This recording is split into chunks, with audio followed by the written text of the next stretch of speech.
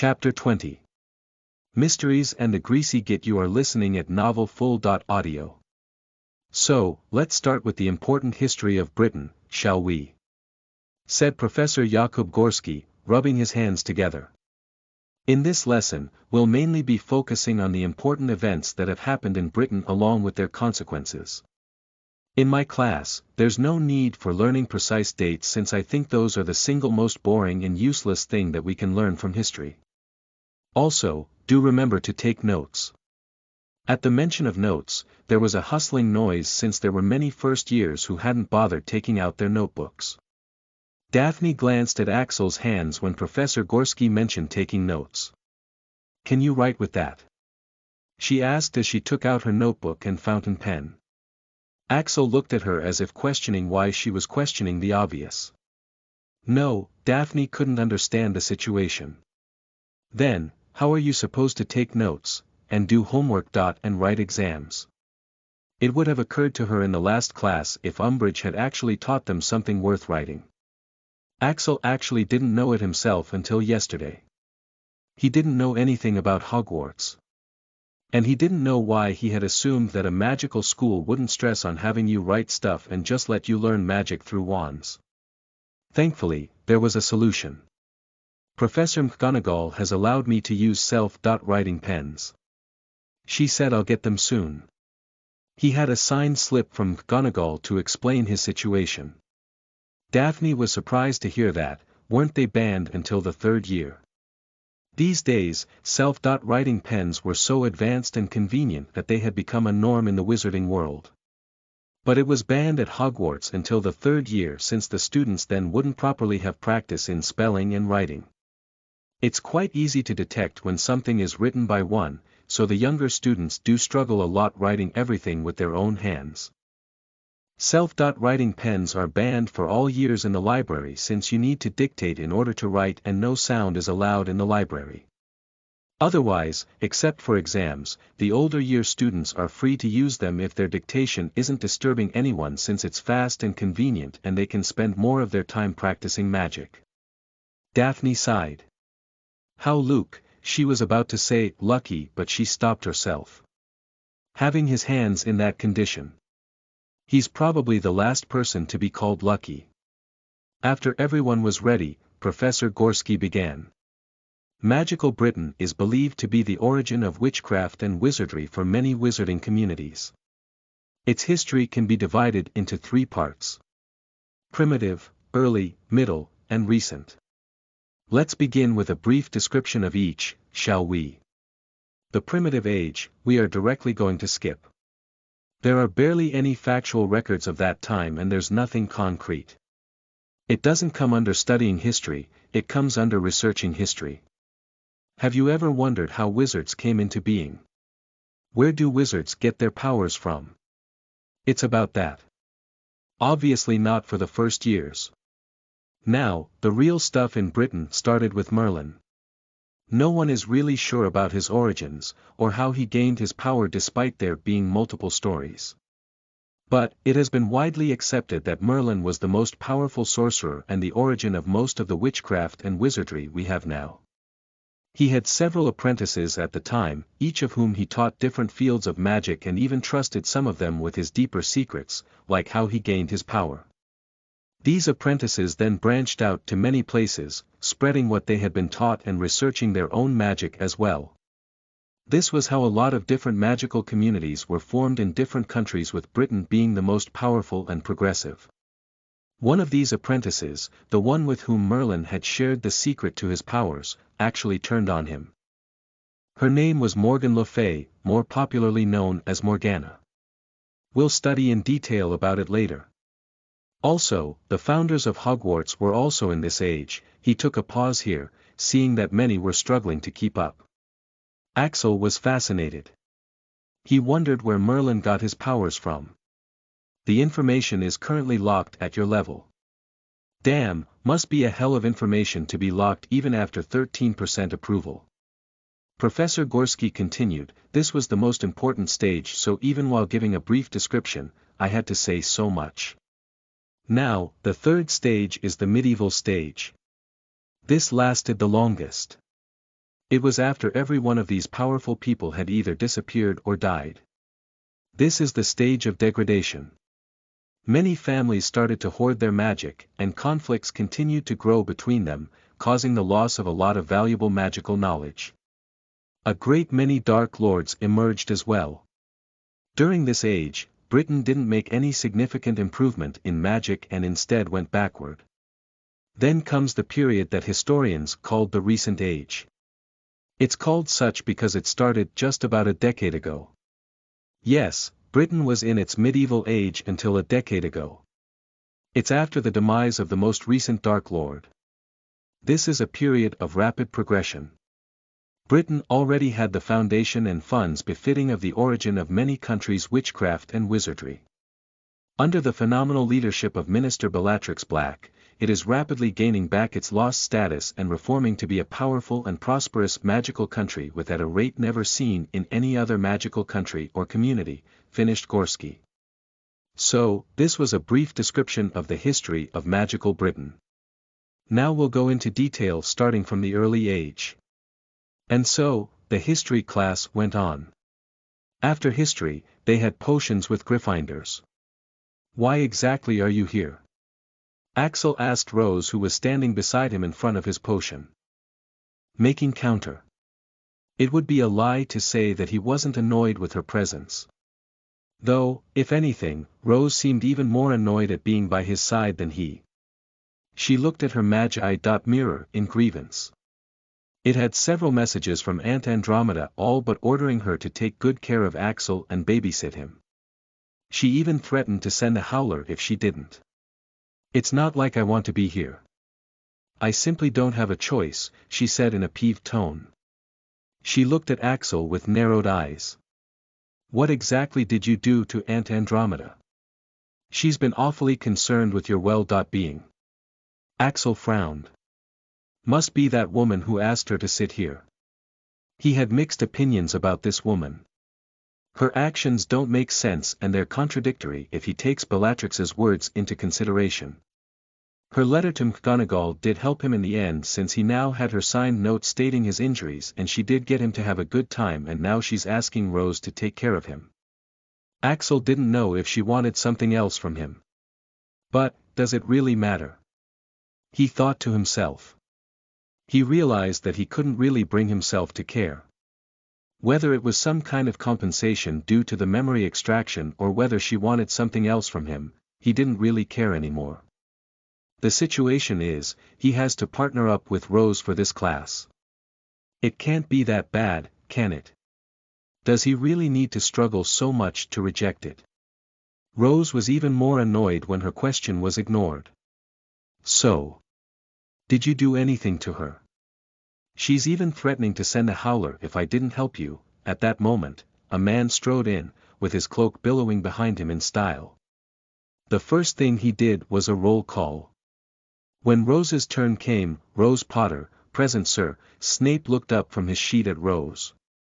Even though his face was expressionless, Axel could tell that something was different from his experience in reading people. Snape's eyes then fell on him for a second before going back to the parchment. When his turn came, Snape had looked up at him again, and Axel didn't know why, but he had a bad feeling about this. Just great, he muttered in annoyance.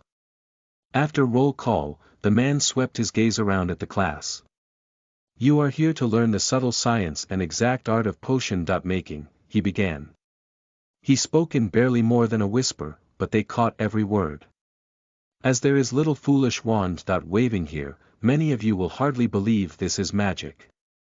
I don't expect you will really understand the beauty of the softly simmering cauldron with its shimmering fumes, the delicate power of. Axel glossed over the rest. The man seemed to be exaggerating quite a bit.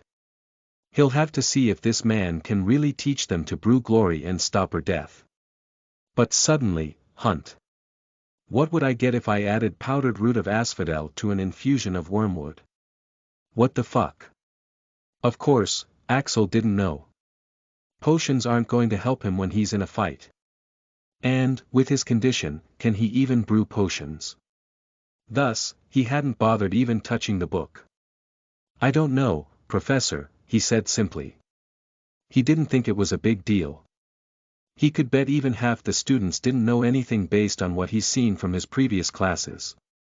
But Snape's lips curled into a slight sneer. "Tut, tut, you should be more qualified before trying to leech off someone's fame," he said, glancing at the person beside him. For a moment, the Slytherins and Gryffindors seemed to unite, as many of them had problems with the girl who lived and the adopted daughter of the most powerful pureblood family partnering up with him. Many of them snickered, sneered, or smirked at Snape's comment. Though Axel was surprised. He didn't know so many people minded. He was just minding his own business. It seems he had underestimated her fame. If he knew, he'd have kicked Rose out ages ago. He was also surprised why Snape would target a Slytherin. From what he had heard and observed, he was a discriminatory bastard who always favors Slytherins. "Let's try again. Where would you look if I told you to find me a Bezoar?" Axel had had enough. It was clear that this bastard was targeting him. "Tell me, system." Rose was a bit worried. Sirius had warned her repeatedly about the greasy git.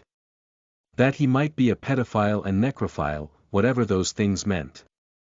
And that she should be careful of him all the time.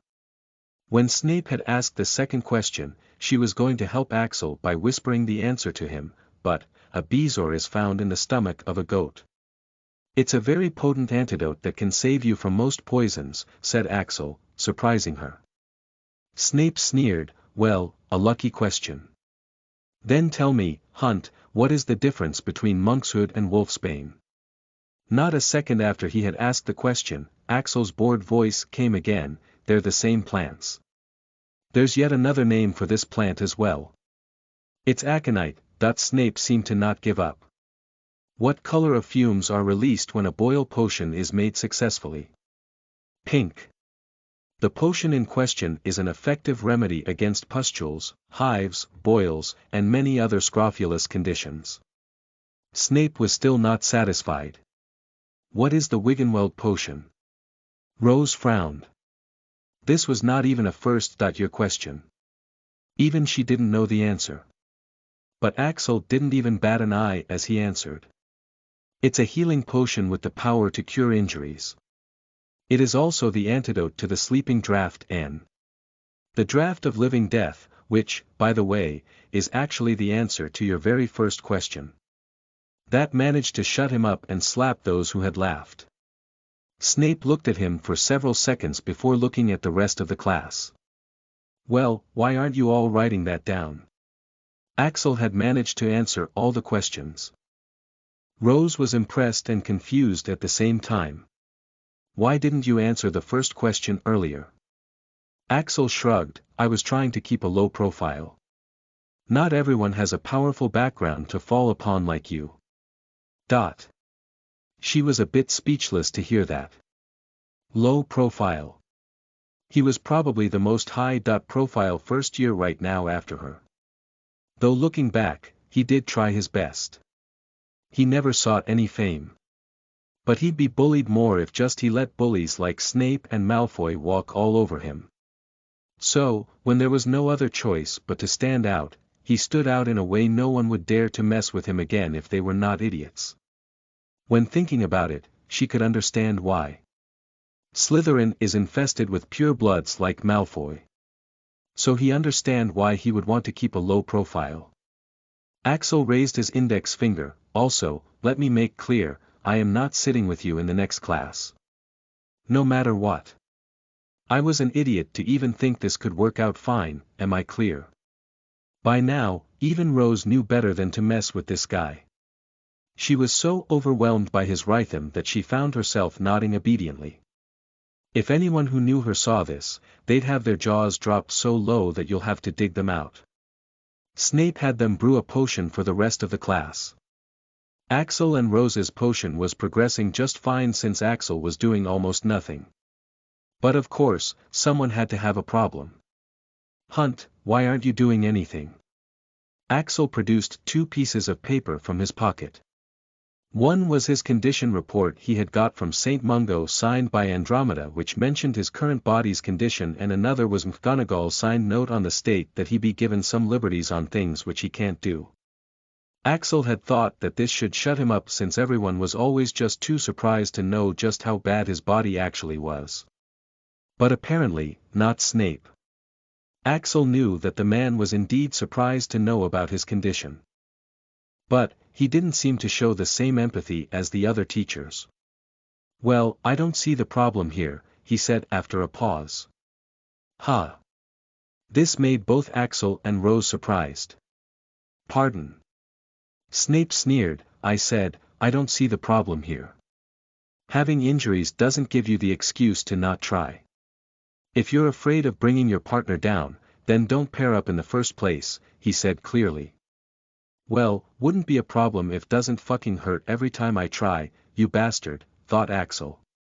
He knew this bastard knew it was painful, and yet he was making him do this. "Fine, if this is how you want to play it," thought Axel as he picked up his things and left Rose's table. It was good that this bastard knew how bad and irreparable his condition was. He'll get a nasty surprise when he one day finds out just how much Axel can do even with this condition, and an even nastier one when Axel eventually heals himself and becomes more powerful than a wizard and a better potioneer than this guy. Axel can hold grudges for years until he finally pays them back. The potions class wasn't too difficult in the end, since he didn't do anything that'll be difficult with his condition. Axel will simply get a bad grade. But since when was that a problem? Funnily enough, the greasy bat had stopped targeting him after he had left Rose's table. This made him hate her more. Damn it, if only he had known that she was the problem. He'll make sure this won't happen again. But with the classes over for the day, he can now focus on better things. Like increasing his power output and exploring the new system feature. "Alright, system, explain how I should level up this Arcane Thief class and unlock better skills," he said to the system after he had retreated to his hideout that night. First things first. Like last time with the spell practicing, he once again focused on escape first. Arcane Thief might not sound powerful, but, as a thief, Axel can see its huge potential. Alongside ensuring his safety, it can be very powerful in combat. In fact, an unusually skilled thief by profession already, he'd be able to use these skills to their fullest potential. Like how he did at that time with Valentino Girl. Despite all her so-called talent and genius, hadn't Axel caught her off guard at that time without any power? If she was a certified enemy, she might have been dead right then and there. Also, he had almost given up on thieving after his last attempt. But now, with the skills of the Arcane Thief class, the purebloods wouldn't know what hit them. Those who skim through some details on the history don't need to worry too much. The long-ass history lesson was a one-time thing for some world building and to raise some valid mysteries which would be explored later. Like how wizards came into existence. How did Merlin got his powers? If Merlin was the reason for witchcraft and wizardry in many countries, how did other countries which are not included get their own magical practices? He finally starts to train his skills. Please vote this FIC with Power Stone so that I can be motivated to write even in my busy schedule. Come read ahead and support this FIC at Patreon. Patreon.com/snollygosteredit. Geez, he'll be healed soon enough. Have some patience, guys. It'll be more worthwhile. Chapter 21. Grinding Skills and the Confront Ion. You are listening at novelfull.audio. Alright, system, explain how I should level up this Arcane Thief class and unlock better skills, Axel asked the system. All this class system was quite confusing to him. Thankfully, the system's response was clear and quite detailed. When you unlock a skill, a certain amount of information on how to enhance it becomes accessible to you. Further information will become accessible as you enhance the skill using the existing methods. For example, when you unlocked your skill, Presence Reduction, you have unlocked the basic information to enhance it. Once you progress, further information will be unlocked. As for unlocking the skills, there are several ways to do it. 1. Unlocking the skills that you already have. For this, you just need to use that skill and you will unlock a limited amount of information on how to further enhance it. This is how you unlocked your presence reduction and blending. 2. Unlocking the skill by learning it from other sources. For example, if you learn invisibility from other sources, you will unlock the Arcane Thief invisibility. 3. Skills can also be unlocked by performing specific actions related to that class. For example, for your Arcane Thief class, the main action you will have to do is steal, along with some other actions. The more you steal, the more skills you unlock. The more difficult the task is, the better skills and better information you will unlock. The class will progress the more skills you master, thus enabling you to unlock a new class. Axel's eyes glazed over as he processed the words. The more I steal, the more I progress. He murmured. Was this a dream? It's like you're getting sponsored to do what you love to do and get better at it along the way. Right now, he had 4 options. 1. Train in the skills he had unlocked. 2. Try unlocking the skills he already had by using them. 3. Try stealing some things to unlock. 4. Try unlocking the skills by learning them from other sources. After his last experience, and with his body's current condition, he doesn't really want to risk getting caught once again. So, the third option is out. As for unlocking the skills he already had, he doesn't know what skills he already possesses. So it will be like blindly shooting a target. Learning from outer sources to unlock and then start making progress, it'll be taking too much time. So, it'll be best to just learn what he has already unlocked for now. He already has a lot on his plate as it is. Axel sat down and accessed the information he had on the skills he had unlocked. Since this was the basic information, there were physical and mental exercises that'll help him along with tips and tricks in both the skills. There were body movements and maneuvers which he hadn't thought of himself as well. There was even a diet plan he had to follow which included magical ingredients he didn't know about. Aside from the practical part, Axel was already feeling like he had progressed just by reading the basic tips, tricks, and techniques. Hot damn! Axel was overwhelmed. This information was gold. That was just a figure of speech since this is much more precious than any amount of gold. Especially for a thief. System. This is not even all the information.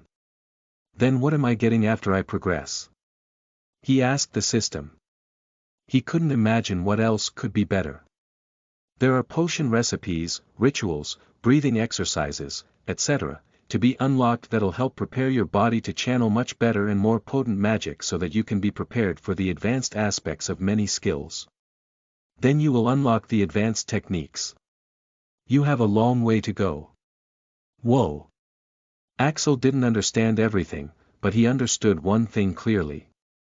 This is going to be awesome. Let's get started then. He began with the skilled blend. To blend in the surrounding. He first performed some of the basic exercises, the ones he could perform with his physical condition. He then began to practice the movements that were described following the images in his mind. It was quite painful and he couldn't focus well.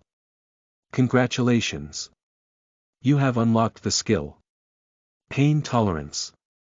A true thief can be silently near all the pain in order to not get caught and complete his theft. Increases the tolerance to pain. Current progress. 57%. Axel looked at the 57% bar on the interface in wonder. It was so much higher than his other skills. That's right, pain had been his constant companion throughout most of his life. Heck, he had even taken on the most torturous spell without losing. Then why is he getting put off with his current pain? Damn laziness, he muttered.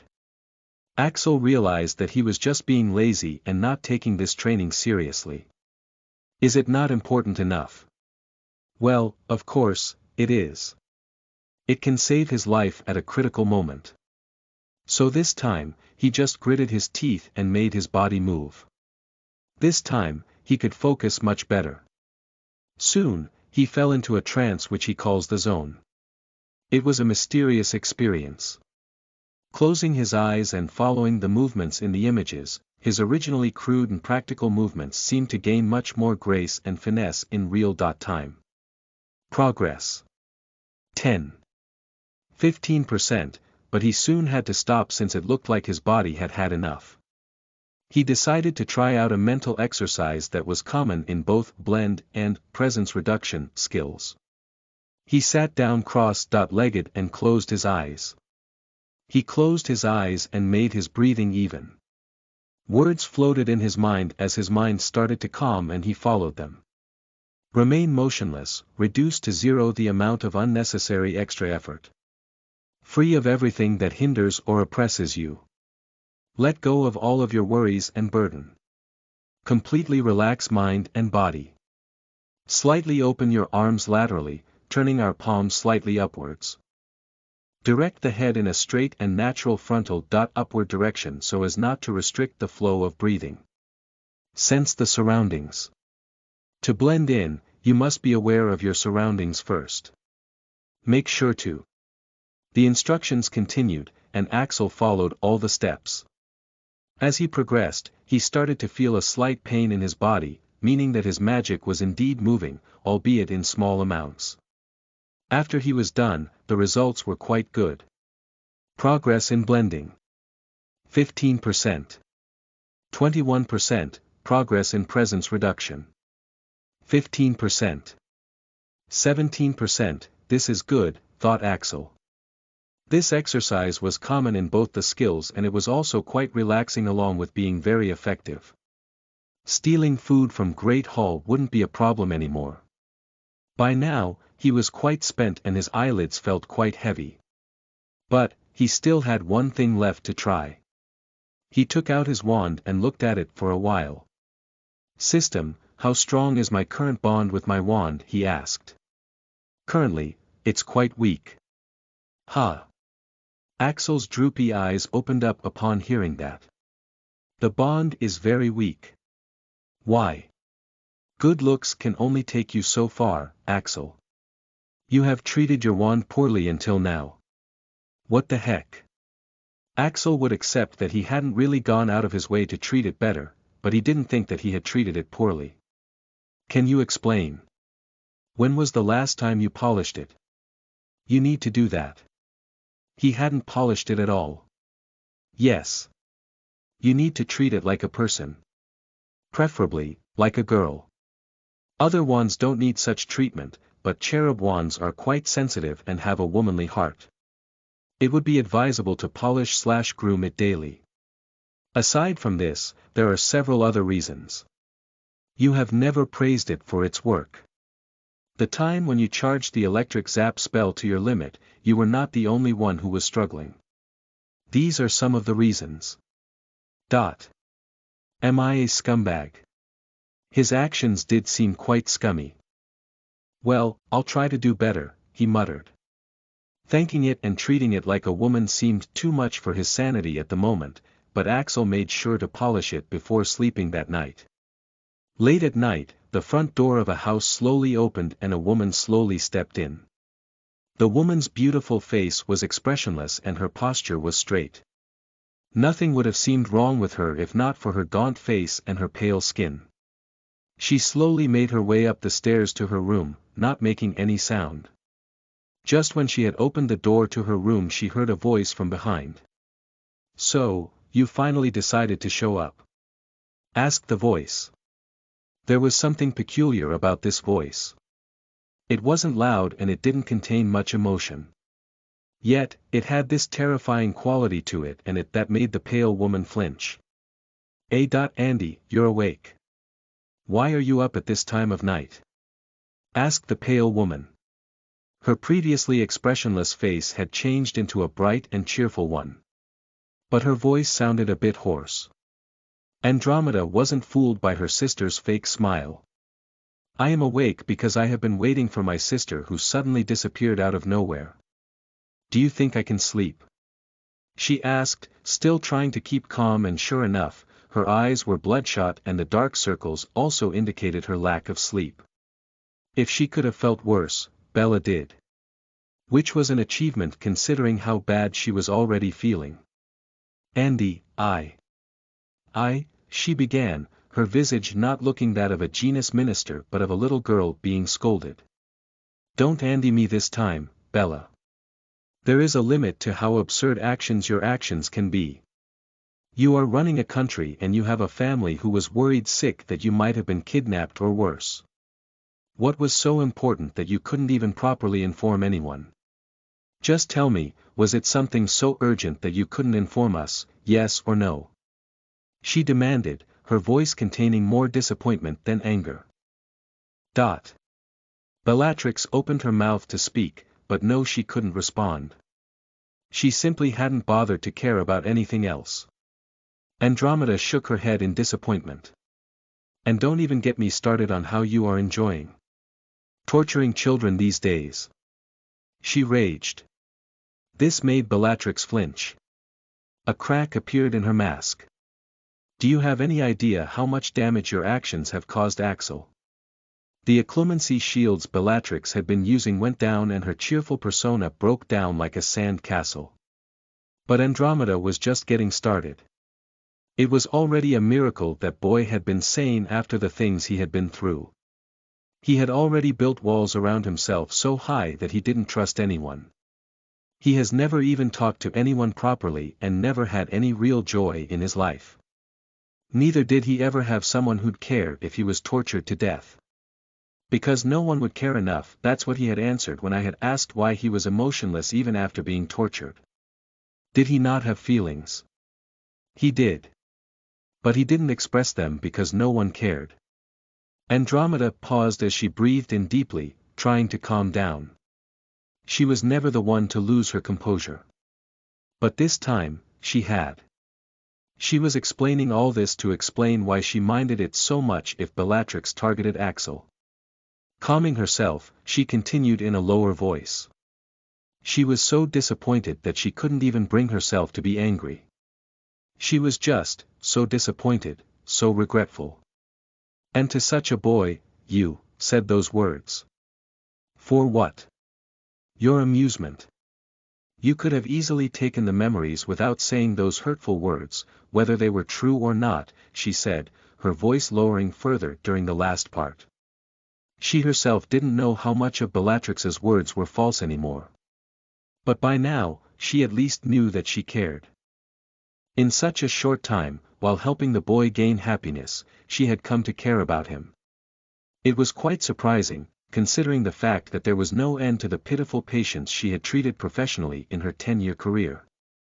The conditions were unique and the boy had a way of drawing people in.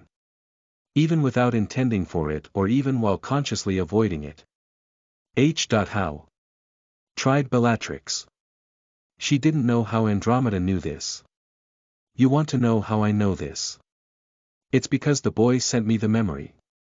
He had to. He was the last person you were with and then you disappear without a word. The Aurors were going to take action. He might have been scared. She looked at Bellatrix who had totally lost composure at this point. Well? She asked, looking for a response. Sniff sniff sniff. Though whatever response she was expecting, she certainly wasn't expecting this reaction. She hadn't seen Bella cry ever since the time she found out about her savior's death. Like a dam that had broken, Bellatrix broke down in sobs as she hugged Andromeda. Sob, Andy, sob, I screwed up, Andy. I screwed up so bad, sob. Andromeda was so surprised that she even forgot her anger and disappointment for a moment. All she could do was slowly hug her back as her weary mind finally eased after having her sister back. We'll figure it out. We'll make it up to him, Bella. I'll make sure that we do. Chapter 22. Flying in Undercurrents. You are listening at novelfull.audio. Chapter 22. It was Thursday and Axel was beginning to think that the hype of his duel had finally died down. Progress in Blend. 21%. 26%, progress in Presence Reduction. 17%. 22%, along with that, he had made some more progress in his skills yesterday after training the given methods, though no new skill was unlocked yet. As for increasing his power output, he did polish his cherub wand regularly. Yesterday, he had muttered a "good job" to it after he had finally successfully pulled off the levitation charm and was rewarded with a thrum of magic running upon its length. So, it seems that it was going loads better than his previous situation. With the help of the information, Axel had learned more about the proper use of his skills. He was soaking in that valuable knowledge like a sponge. Which is why, today, he found himself sitting on the Slytherin table along with the rest of the students.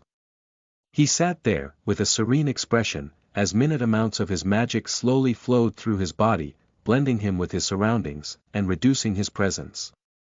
It's actually working, thought Axel as he ate his food in silence, making his movements blending in with the other students, no making any move that'll be attention-grabbing.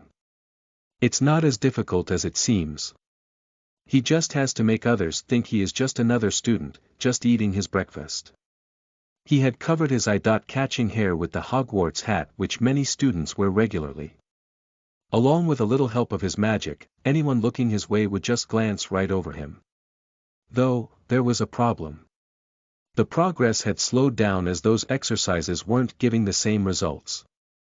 To get new information, he'll first have to complete what he already has. And that can't be done unless he changes his diet. The things he was supposed to take, like eating ingredients of some magical plants and even things like hippogriff milk, how was he supposed to get them? System, any idea? He decided to ask the system.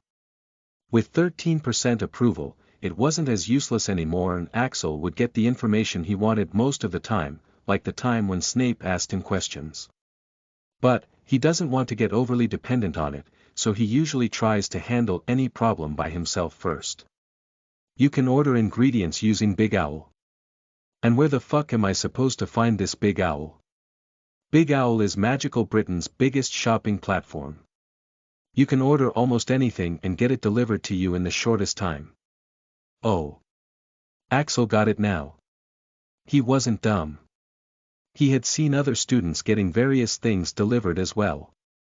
Though. How do I order it? Do I write a letter? You can do that, or you can simply order it through your Magi.mirror. It'll take less time. The fucking Magi.mirror again. Axel sighed. He did indeed have a Magi mirror. It came with the things Andromeda had given him. Though he had still not used any of them. But with the number of events being connected to it, it seems that he has no choice but to use it. While he pondered, the conversation of some older Slytherins caught his attention. So, you also got an invitation, right? Have you thought about attending? Do you even need to ask? Of course I am. Did you see the spells she performed? Yeah, they were so powerful. Do you think we can also do the same?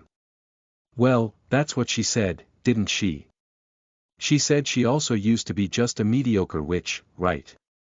Yeah, the only problem is all the restrictions and secrecy. Well, but it does make sense, doesn't it? Nothing comes for free after all. Axel was interested because they were talking about joining something that can increase their powers. But, as soon as he heard the word restrictions, his interest lessened a lot. Besides, he wasn't even invited, what's even the use of thinking about it? Axel simply picked up his bag and left. He had flying lessons today and he was getting late. He honestly still couldn't even properly get over the fact that wizards can actually fly. He had never thought that he'd be able to fly. And now he actually had a chance. If only his body wasn't in such a bad condition, he'd have been pretty excited about it. To find places to stay and to escape while he was being chased, Axel had picked up traveling through rooftops after much practice. He could have climbed over almost any building. That's why he was so confident in his escape after entering an alley. When jumping through the roofs and seeing the ground below, used to give him the illusion that he was flying. So of course, he found the prospect of actually flying quite appealing. It was just that with his current condition, he isn't sure how well he'll do. Walking alone, he made his way towards the Quidditch pitch. Just as he stepped into the field, he felt his foot sinking in. Frowning, he tried pressing his foot further only to find the ground quite soft and bouncy. "The heck is this?" he muttered. Up ahead, he saw that the other students were also moving forward, half bouncing, half walking. "The whole ground has been enchanted with cushioning magic to prevent injuries and death. Can you believe they used to play without this just a decade ago?" said a voice from behind him. No, Axel didn't even glance behind as he began walking/hobbling forward on the bouncy ground. Rose frowned. She didn't like being ignored. Though she could understand it since she was the reason why he was treated like that in the potions class. She had even protested at that time when Snape had forced Axel to make potions, but it had only resulted in point loss for Gryffindor and more trouble for Axel. So, she had given up after the first try after noticing Axel's warning glare and realizing that she was only making it worse. Though it's different. "Hey!" she yelled, catching up to him. "You might not know this, but I'm the best flyer at Hogwarts. And you're rejecting my offer for help," she said in annoyance. Rose didn't know why, but now, Aunt Bella had also joined Aunt Andy in pestering her about Axel.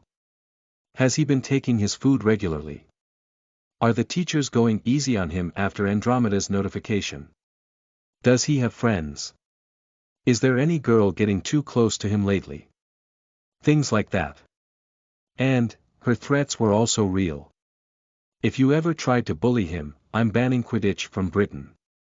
This one had really left her terrified. Now, Rose was dying to know what had Axel done to achieve this in so little time. Though she was already sure interrogation wouldn't work on this guy. She had tried, and look how good that turned out. He has even stopped acknowledging her presence. Axel glanced at her with a raised eyebrow. "You're good at flying?" he asked. Rose's face lit up. "See? I knew he'd stop ignoring me after hearing that." She nodded with pride. "Yep, I've been flying on brooms since I was very young. Sirius even gifted me a real broomstick when I was 4. Axel nodded, looking rather impressed. "Well, good for you," he said in a deadpan before moving on. When she heard Axel's reply, Rose's face turned red in anger, somewhat matching her hair. She was expecting him to be at least a little bit impressed with that.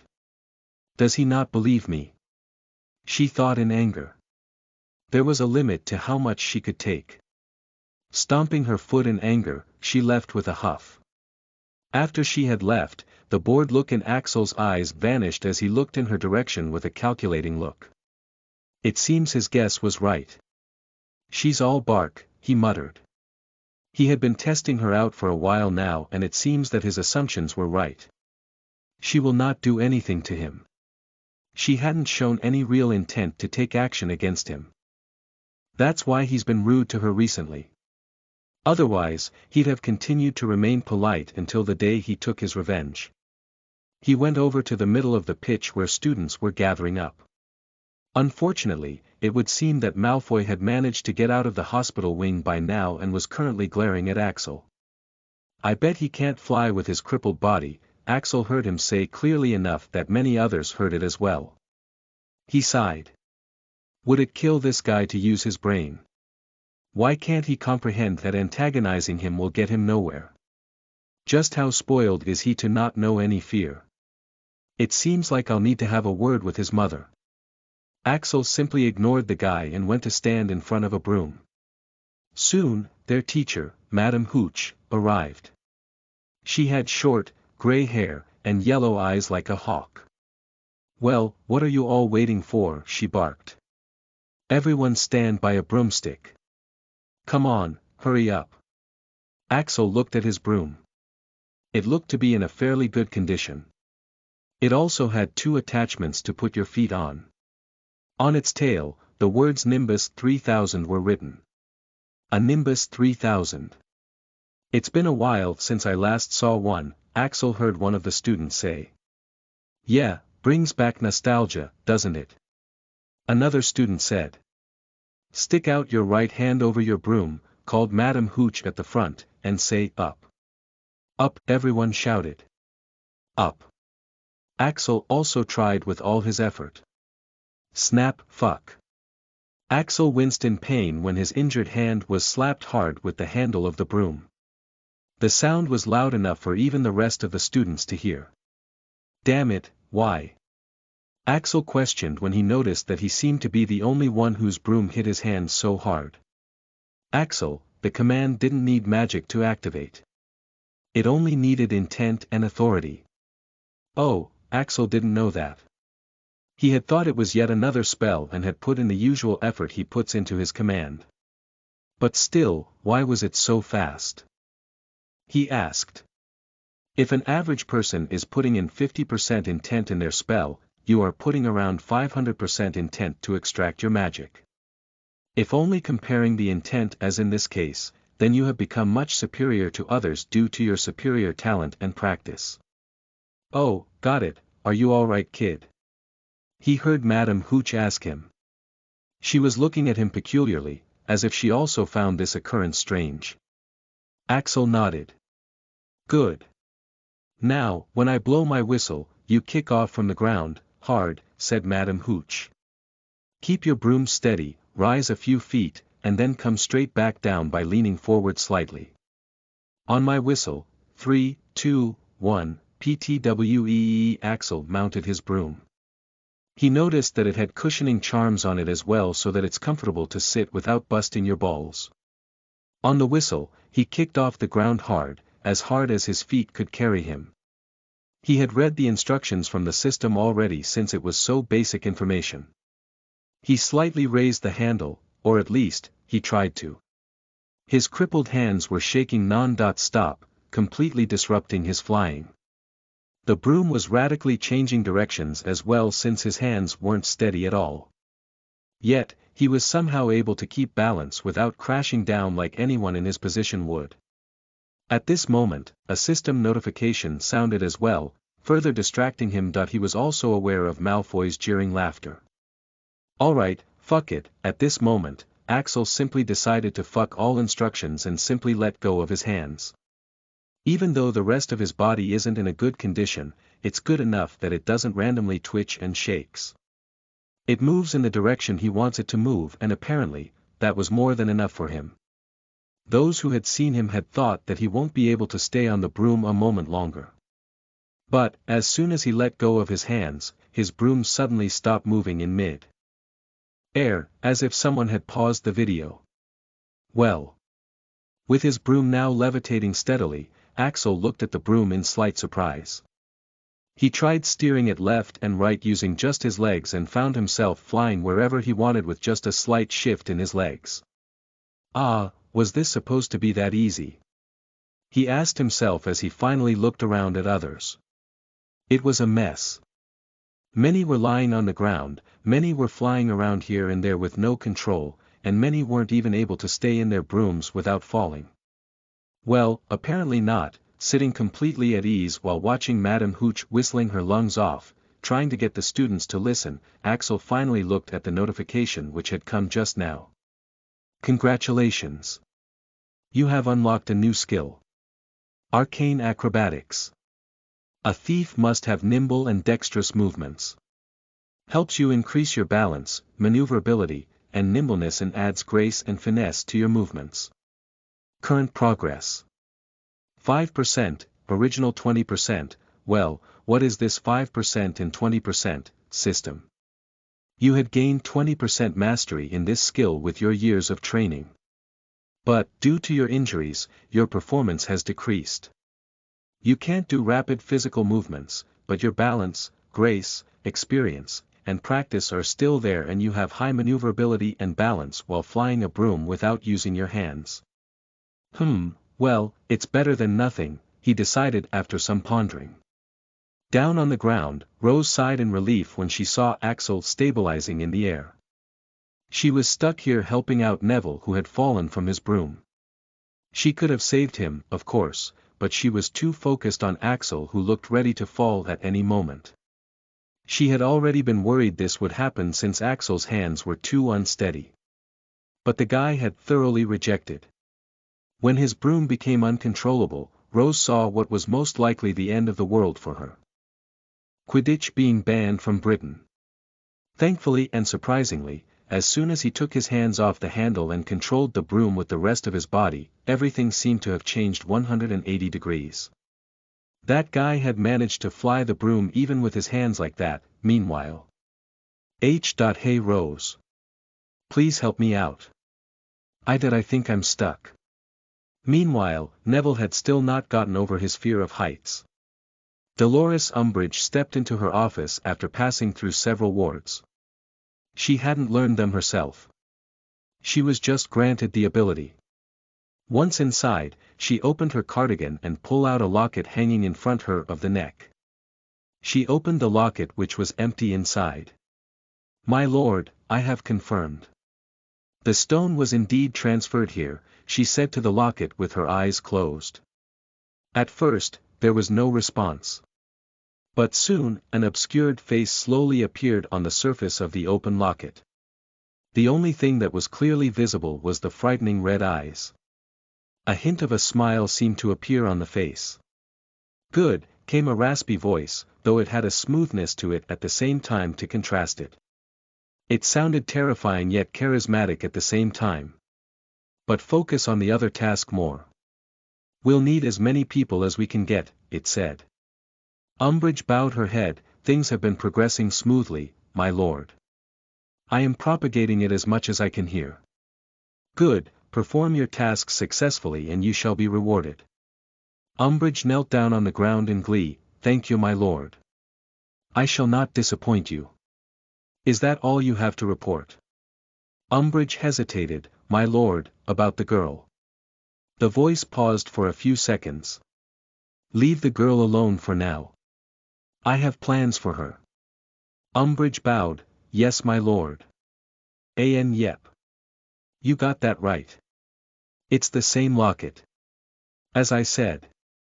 There are ways in which he can influence the world. I need all the power stones you give. Come on, guys. This shit ain't easy to write. To read ahead and support this FIC, join Pat Rayon. Patreon.com/snollygoster title. Time skip. Chapter 23. Time skip. You are listening at novelfull.audio. That day, after classes and dinner, Axel sat in the empty classroom which had turned into his makeshift bedroom by now. Except, of course, for the fact that there was no bed here. But you won't find Axel complaining. This place was dry, warm, relatively clean, and wasn't infested with bugs and rodents, which is already quite nice for someone who's experienced the street life of London. He looked at the information about the new skill he had acquired. Arcane Acrobatics. A thief must have nimble and dexterous movements. Helps you increase your balance, maneuverability, and nimbleness and adds grace and finesse to your movements. Current progress. 5%, original 20%, in the information, there were quite a lot of physical exercises along with the basics of freerunning and parkour. And even though it was such a pity that he couldn't do most of them at the moment, but he was still quite excited to give them all a try when he eventually gets healed. And of course, there was one more thing again. Diet. Axel felt his heart bleed at the thought of buying these things. Though he did notice that most of the ingredients were common in the three skills. Looking at the black leather wallet sent by Andromeda, he sighed. System, is the diet really that important? Can you explain how those things can help? He asked. Affirmative. The special balanced diet, consisting of various magical ingredients and supplements, is a very vital part of the training. They will help you improve your body in various ways. Along with providing the necessary nutrition required to perform these taxing exercises, it'll condition your body to be stronger and flexible enough to perform the higher level techniques that you're going to unlock. Lastly, it'll gradually increase the magical conductivity of your body, thus allowing you easier access to magic so that you can use it in the skills. Axel sighed. It seems that he has no choice but to spend his money. He took out the Magi mirror from the enchanted wallet and gave it a look. He had decided to only use the black's things when he had a real need for them. It seems like he really has the need to get used to operating it to keep up with the times. Looks too flashy, he thought, flipping it in his hands. Up to now, he has seen this thing in various sizes and colors. The one in his hands was a black slick mirror with a streamlined design that screamed branded and expensive. It had a logo of a half-eaten strawberry behind it. System, how do I use it? He asked the system for instructions on how to use it. He hadn't even used a Muggle telephone up to now, let alone this. According to what the system has said, these things have been inspired from Muggle ideas. Anything that the Muggles can do, there's a way to replicate and further improve it using magic. System, if the wizards can do so much with magic, why are most of their inventions based on what Muggles have already achieved without magic? Asked Axel. He thought that wizards should have left Muggles in dust by now. Muggles are a magical existence on their own, Axel. Despite their lack of magic, they are gifted with an incredible amount of creativity. Muggles are an important reason why the magical civilization is as developed as it is now. A magical world without Muggles would be quite backward in many terms. Oh, my bad. Axel nodded in understanding, admitting that he was in the wrong here. After just a few days of living as a wizard, he was already starting to think Muggles were inferior. He could see how purebloods turned the way they are. Just asking, does the nether dimension have Muggles? He asked. Further information on the nether dimension is still locked. Quickly increase your approval rate. Damn, Axel decided not to think too much about it and focus on what was in front of him. He had no business pondering over all that while being weak as fuck. He followed the system's instructions to contact the Big Owl. He had to first connect to the Magi.hive. Then he had to search Big Owl's information and just either call them or send the list. They'll deliver as soon as possible at the mentioned address. Axel began typing the list of ingredients he had to consume, but his mouth fell open when he read the price. Damn it, is this robbery? He muttered in dismay. It was going to take a good chunk out of what he had stolen from the man. Things in the list like dragon meat jerky, dragon liver, gertieroot, root of arnica, silverweed, star grass, galanthus nivelis, etc. aren't supposed to be cheap, Axel. But it'll give your body a solid foundation along with many benefits. It'll also help in making your injuries less severe. Sigh that I'm going to be poor again. After contemplating for a while, Axel decided to buy the ingredients. He'll have to find a way to get more money very soon. After he was done, he went back to his training while still contemplating how to earn money. Time skip _ Halloween 2 months had passed since the start of the new term and Hogwarts had settled into its usual schedule, except for some crazy things from time to time. This year, there were a few noteworthy students at Hogwarts. First of all, there was the girl who lived who had surprisingly managed to get into the Gryffindor House Quidditch team in her first year. And then there was the Mafia prodigy, who's attending her 3rd year at Hogwarts. She is usually staying locked up in her room doing some kind of magical experiment, or she'll sometimes visit the dueling arena where there are always students dueling and a healthy amount of audience watching. She had an undefeated record in the arena. Aside from these two, there were several others like Alaric Malcolm. The head boy, the Weasley twins, who are very famous for their prank videos, and some other students with high status from other magical communities. But interestingly enough, there was one student who had become unintentionally notable for being very unnotable. Yes, Axel Hunt had initially become famous after his video of a duel that had gone viral, which showed his extreme dodging skills, giving the illusion that he could see the future.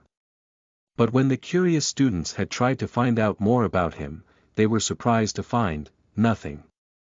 They couldn't find any information on him. And except for his classes, he is rarely seen outside. The only people he's ever been seen associating with are Rose Potter and her friends. Another reason for his fame was that the way he handled the duel was apparently too cool and badass. And many young ladies found his bad boy attitude attractive. And right now, the person in question, being quite unaware and uncaring of all this, was on his way to attending his defense against the dark arts classes. Progress in blend. 26%. 39.9%, progress in presence reduction. 22%. 35.4%, progress in arcane acrobatics. 5%. 14%, progress in pain tolerance. 57%. 60%, in the past 2 months, Axel had definitely made good progress in his skills considering the fact that the rate of improvement slows down the further you improve. He had even unlocked some new skills as well and unlocked some further information about on the existing ones. Though, the progress he was really happy about was with his body and wand. At first, he had only ordered the diet supplements in small amounts since he couldn't bring himself to fully trust in the system. Only after getting checked up at the hospital wing before and after consuming the diet and confirming that there were no side effects did he fully commit to spending his money. And after 2 months of various exercises, practicing various techniques, and completely emptying his pockets, the results were now starting to show. His originally skinny body now looked in a much better shape. But, the real improvement was inner improvement. The training of the Arcane Thief class wasn't focused on gaining a bulky or muscular physique. It was focused on getting him the fastest, most flexible body with more inner strength than superficial bulk. Now, even if his movements weren't as fast as before he was injured, he was still much better than his previous completely crippled self and his technique was better than ever before. Though, there still wasn't much noticeable improvement in his hand's condition. As for his other improvement, it was with his wand. After 2 months of carrying and coaxing this girlish wand, his bond was now strong enough that his magic was almost as powerful as an average first year. This was already quite an improvement for Axel, whose lumos used to be the weakest in the class and always fluctuating. His occlumency was also going swimmingly well, but even if he's a genius, he can't be expected to achieve in months what others have spent years, decades, and even their lives mastering, but he was close. He walked into the data class, ignoring anyone who was looking at him, and went straight to the last seat. Since Dada was with Slytherins, Daphne was, as always, sitting with him in the last seat. So, the Phantom Boy has once again decided to grace us with his presence, huh? She muttered as she looked up from the book she was reading. Axel rolled his eyes in exasperation as he took his seat beside her. Is that what they've been calling me now? I have told you already that I am usually there. It's just that people are too blind to notice me, said Axel truthfully. With his current skills, none of the students can see him as long as he doesn't want them to. Though he does purposefully show himself in the Slytherin dorms in front of some small groups of students now and then, so that they know that he's staying in the dorms. Daphne rolled her eyes at him as well. Yeah, I totally believe you, it might not look like it, but she was also being serious. She'd sometimes forget he was sitting right beside her until she sees him again. In the past 2 months, Axel and Daphne had gotten used to sitting together in their common classes. Though since Daphne had many other friends as well, she'd sometimes sit with them. Even after 2 months, Axel had still refused to acknowledge her as a friend. We're not friends. We're just acquaintances who are on friendly terms, he'd say. Axel was quite clear that people's minds were quite complicated and can change any time. This girl calls the other girls from Ravenclaw her friends, but she's always bitching about them to him behind their backs. Is this friendship? Then no thanks, he doesn't need it. Sitting there, Daphne went back to read her book while Axel took out his wand to practice. Yeah, good morning, he murmured to the wand. By now, he was quite clear on the fact that what he was doing wasn't crazy at all. This thing was almost alive. Even that creepy old man at the wand shop had said that wands have a mind of their own. Daphne gave him a peculiar look from the side. At first, she had thought he had something wrong with his head, but she had seen his wand acting like a person in person. So now, all she could think was it might be nice to have a wand like that too. Treats it better than he treats me, she thought with some resentment. She had already given up trying to figure him out by now. She couldn't understand a thing. She just sits with him because she can just observe him if she's bored. Talking to him is interesting, he's always training, and it's quite a novel experience seeing him making progress with each day while knowing that a certified master healer had said he'd be unable to do magic. You know, seeing you try so hard every day makes me feel like a lazy piece of shit, she said casually. Yep, this was another effect of his company. She had become fluent in using bad language. This was just her small way of showing a middle finger to her dear father who might be observing from hell. To hell with his perfect pureblood lady bullshit. Hearing her words, Axel turned to look at her with a bored expression. Okay, but I fail to see how this is any of my concern. Burn with her cheeks heating up in embarrassment, Daphne silently wrote down this line as well among the many others. This polite way of cursing was also something she wished to learn. Soon Umbridge had arrived, making her presence known with her annoying hem*. Once again, there was nothing interesting in her class. She only let the students read the chapters in her class and ask her if they have any doubts. This lazy toad. Axel somewhat hated her, but he still made sure to steer clear of her. His instincts always warned him against her. Especially considering how some of the students who had protested had gotten detentions. Axel never saw them dare to even let out a peep from the next class. He practiced covertly with his presence hidden while Daphne read her book. Those who have attended the extra classes. Congratulations on your improvement. And those with invitations who haven't yet attended, please do reconsider after looking at the improvement of those who have attended. Umbridge even called for a demonstration, with a dummy ready. Mr. Malfoy, would you kindly show how much you've improved in the last 2 months? Malfoy, who came out looking quite pompous, nodded with a smirk. He cast a look at Axel before looking back at the dummy. Expulso. Bam! The dummy got thrown back with such force that it hit the wall behind. The whole class was astonished after seeing this. I think I'll reconsider going after this. If even that idiot can improve, then it might be worth the restrictions, said Daphne in shock.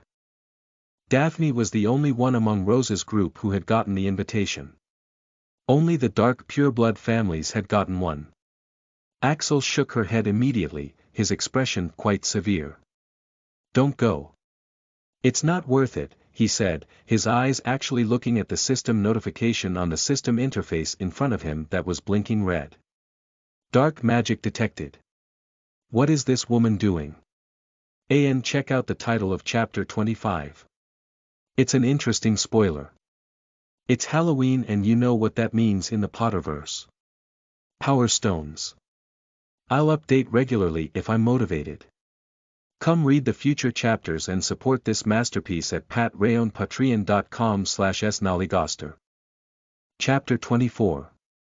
Trouble comes without knocking. You are listening at novelfull.audio. Axel looked at the scene with a slight shock in his eyes. This was just too absurd. This mad woman taught students dark magic. How? Why did no one stop it? System, do they know they're learning dark magic? Do I tell everyone? Axel asked the system urgently.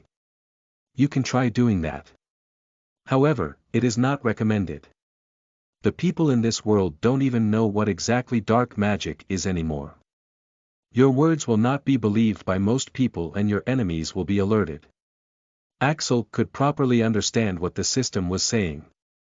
What exactly is dark magic though, he wondered. How is it harmful? From what he had gotten from the general knowledge, dark magic was banned in Britain by the ministry. Dark magic is the magic from the nether dimension. Its destructive power is much more than the ordinary magic that the wizards use. Currently, very few spells known to wizard kind actually make use of dark magic, like Fiend Fire. Most of the spells that have been labeled dark don't make use of dark magic at all. They are called dark just because they are brutal. Hence, wizards don't actually have any real knowledge of dark magic. Dark magic is harmful because those who don't have an affinity with it can be negatively affected after using it.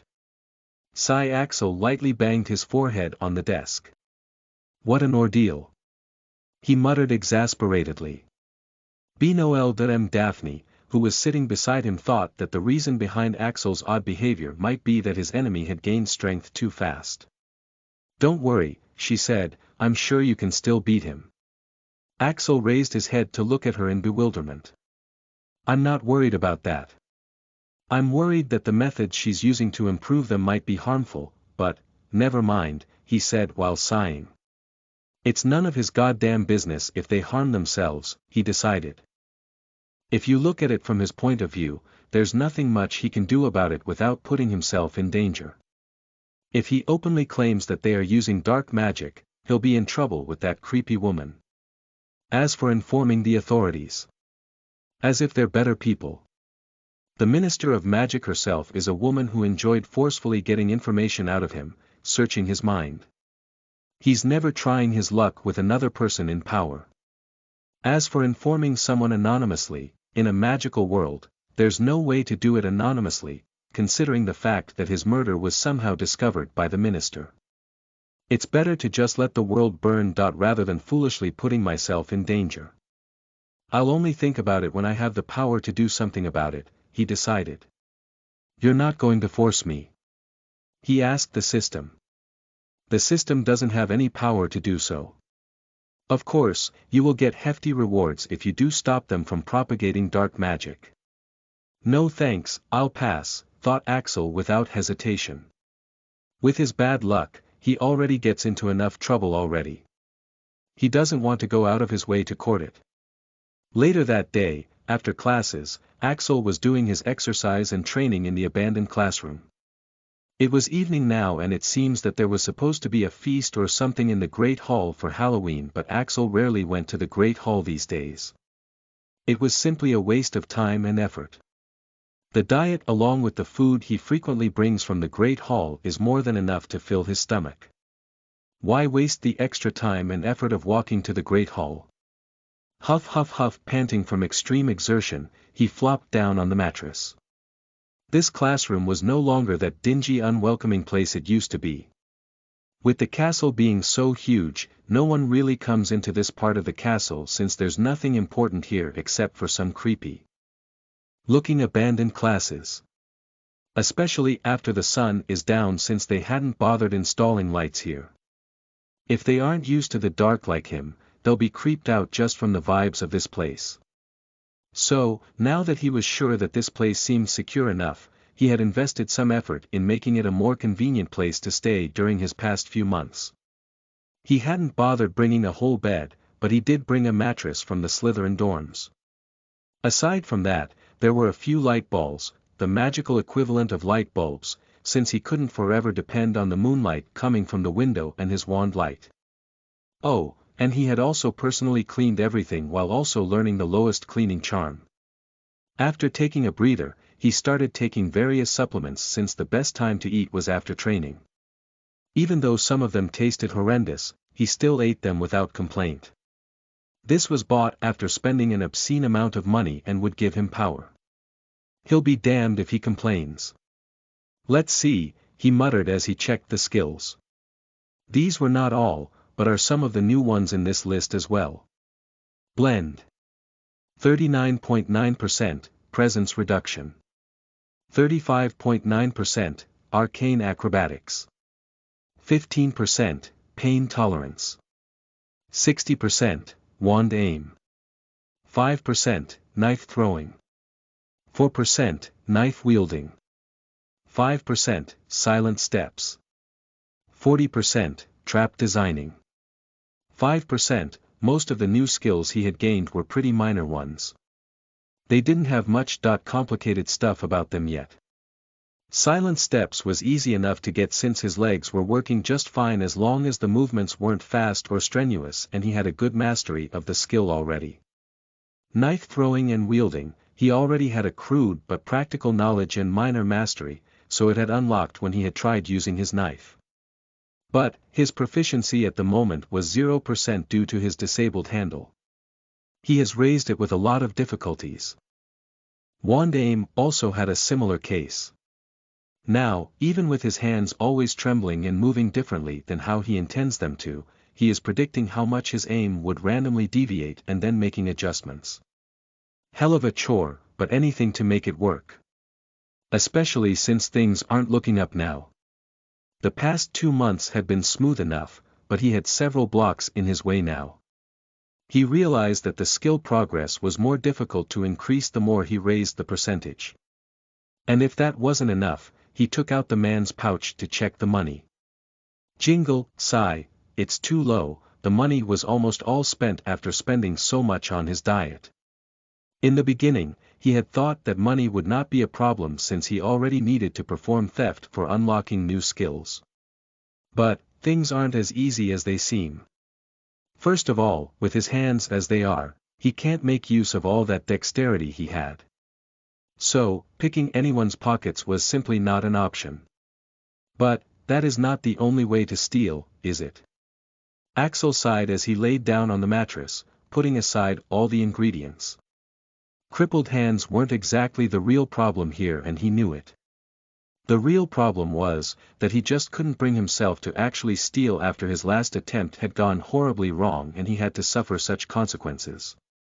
Even if it was supposed to benefit him by unlocking his skills, even if he liked stealing from the rich, and even if he really needed the money. He just couldn't. For 2 months, he had tried. He really did, but, there was this resistance, this hesitation that he had developed towards stealing anything that he always found himself finding some excuse not to do it. He recalled Andromeda's words. // it would be quite weird if you are completely fine after going through that experience. There has to be some kind of impact it would have brought on you // Axel hadn't thought there was anything wrong with him, but it would seem that the torture might have left behind one small trauma after all. It wouldn't have been a big deal at all to most people. After all, they are better off not stealing at all. It would instead be counted as a plus point. But for him whose future is based on stealing after getting the Arcane Thief class, it's quite a big problem. Axel shook his head. Might as well focus on training, he muttered as he began doing his mental training. He'll get over it. He'll make himself get over it. By the time it came to the turn of his occlumency, he was already feeling quite spent. In occlumency, he focused on organizing his memories. Without properly organizing them, your memories are a jumbled mess. You can't recall the right memory without connecting it with other memories. And some memories are stuck so far back that you can't even recall them. You have to pull such memories back into your mind, which is easier said than done. That's why occlumency takes time. Many occlumens don't bother doing this their whole life since they know the correct way and think this stage is useless. But Axel has no choice but to do so since it is included in the beginner stage occlumency, thus not giving him the choice to skip it like other people. Due to the frustration, Axel had trained so much that he fell asleep while he was still sorting his forgotten memories out of exhaustion. Axel had the weirdest dream. He felt quite weak for some reason, and his vision was quite blurry. He seemed to be hanging in the air, held by something. Do we really need to do this? He heard a woman's voice. It had a sad and resigned tone to it. I have no choice. They had found 2 keys in the location. I could only steal one and they can't be allowed to use the second. So, I need to do this. But you just won't let me do it alone, said a man's deep voice. It sounded quite helpless. Come on, Tristan. You know you can't do this without me. Besides, we're coming back. We have to, said the woman, and Axel felt himself getting squeezed. He realized that he was in the woman's embrace. It was quite a peculiar experience. He felt so comfortable that he fell asleep. Ring when he woke up, he could only make out the blurry silhouettes of 2 people looking down on him. Ring ring asterisk, we'll be back very soon, Axel. Stay strong until then, he heard them speak. Ring boom Axel jerked awake from his dream. He was in such a deep sleep that he didn't even wake up after the bells he had set up to alert him started ringing, meaning that someone was here. As soon as he opened his eyes he saw red words flashing on the system interface. He then heard the system's voice, "It's a mountain troll, Axel. You need to survive. You need to survive." The fuck? Axel questioned, grabbing his wand and knife in each hand. He couldn't understand the situation. A mountain troll, here. Furthermore, he was still a bit disoriented from the dream he'd just had. Boom blast, but his doubts were instantly cleared as the huge doors were blasted open from their hinges and a giant creature came rushing in. System's words had been clear enough. It was a mountain troll all right. Run. Axel was already in his stealth so he wasn't much worried. His first thought was to escape quickly. Just as he was about to execute this brilliant plan, his mind analyzed the situation clearly and gave him the bad news. Why would a mountain troll suddenly come into this part of the castle? And even if it did, why only target this door? It was at this moment that he saw the troll's mouth dripping with saliva as it stared hungrily at the supplements he ordered. That's right. The smell of these magical ingredients. That's why it's here. Oh, no. No. You motherfucker, you don't even think about touching that. It was the precious ingredients he had ordered after spending all his money. He can't just let this thing eat it. AN title. Axel vs. Troll. Those who are commenting that it's depressing need to read the before they decide. Please vote Power Stones. It my source of motivation. To read ahead and support me, join Patreon and be the part of the decision making. The comments and DMs of patrons shape up the chapters you're reading. Patreon.com/snollygoster. I'm writing chapter 34 now. Chapter 25. Axel v/S Troll. You are listening at novelfull.audio. Waking up to the sight of a freaking mountain troll barging into your room isn't an experience Axel would recommend to others. It was a horrible sight. 12 feet tall, its skin was a dull, granite gray, its great lumpy body like a boulder with its small bald head perched on top like a coconut. It had short legs thick as tree trunks with flat, horny feet. And worst of all, the smell coming from it was downright revolting. It was holding a huge wooden club, which dragged along the floor because its arms were so long. Though Axel was also one mad dude. He ignored all this when he saw the troll's mouth dripping with saliva as it stared hungrily at the supplements he ordered. Oh, no. No. You motherfucker, don't you even think about touching that. It was the precious ingredients he had ordered after spending all his money. And, he'll be damned if he lets a troll eat it. Axel quickly grabbed a bunch of strings that were lying beside him and pulled them all in one go. Immediately, a shower of white, red, and green powdered substances fell on the creature from above and a bunch of nails also fell on the troll's path. These were just some traps Axel had designed for the intruders. As a paranoid person, he wouldn't stay here without assurance. So, he had tried setting up some traps and did some research on the subject as well. To his surprise, he had even gotten the Arcane Thief skill. Trap designing. The powdered substances were what he had got from his herbology class. Unlike others, he had paid attention in that class from day one since he had realized its potential. Of the substances, one was supposed to cause intense itching, one would make a person disoriented and nauseous, and one was simply a very powerful chili powder, intended for eyes. Unfortunately, due to having some common sense, he had designed the traps taking human intruders into consideration. The powdered substances were hanging just above the door so that the intruder doesn't have much time to protect himself. But, Troll's body was even taller than the huge door frame and it had already entered while Axel was still disoriented from his dream.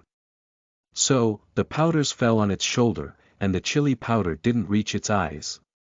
As for the powder that was supposed to cause disorientation and nausea, and the itching powder, that did seem to have a little effect on the troll's thick skin, but not to the degree it should.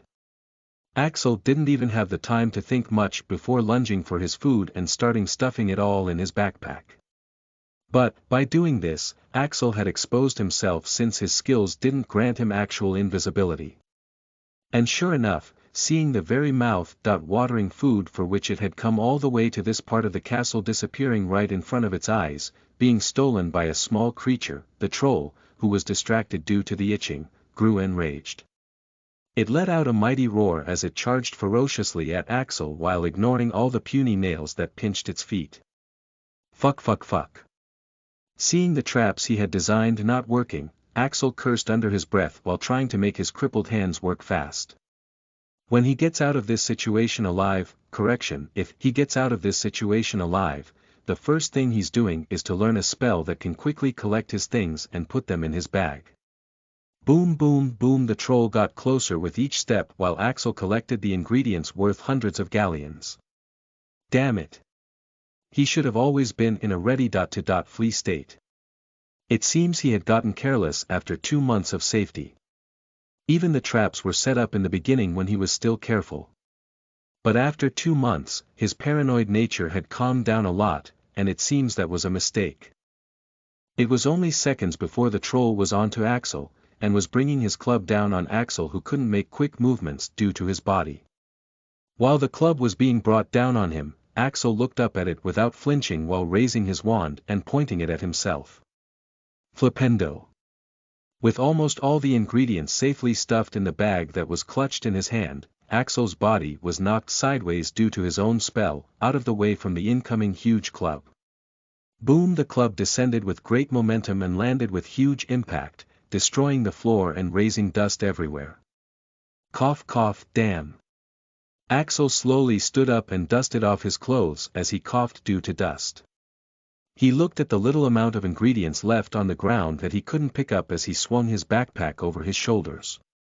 They were totally ruined.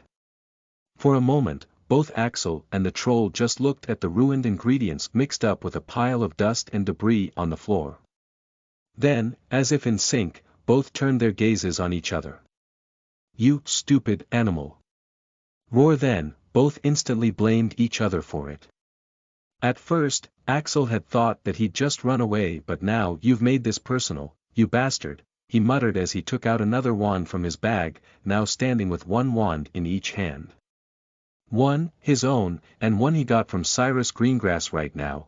While an average person in his place might be freaking out, Axel was thinking something else. "This guy doesn't look like much," was what he was thinking as he checked out the key information he had from the system. From what he can tell after looking through the information and from what he had seen this guy do so far, it seems like it wouldn't be as difficult as he thought. He's big. So were all the others whom Axel had faced. When it comes to a fight, bigger is not always better. Fast. Not much. Magic resistant. We'll see. With a loud roar, the troll charged at him once again. And this time, he shot several spells, none of which hit the troll. They all landed on the ground between them. Slick thud, and the troll, who was charging at Axel, fell forward on his face with a resounding thud. Ha! Taste that, you bastard! The spell Axel had used was one of the first spells he had learned. It was Lubricus Nitrum, the spell that temporarily makes any surface very smooth and slick by covering it up with magic. Axel had fired several of them one after another, so that all the ground in front of them would be slippery in case he missed the spot due to his bad aim. Even after the troll had fallen, Axel didn't stop chanting. Spell after spell landed on the ground all around the troll as he circled it, stacking up the effect and making it even more slippery so that the troll slipped every time it tried to stand. Axel also emptied his stack of chili powder, itching power, and the green poisonous powder that causes disorientation.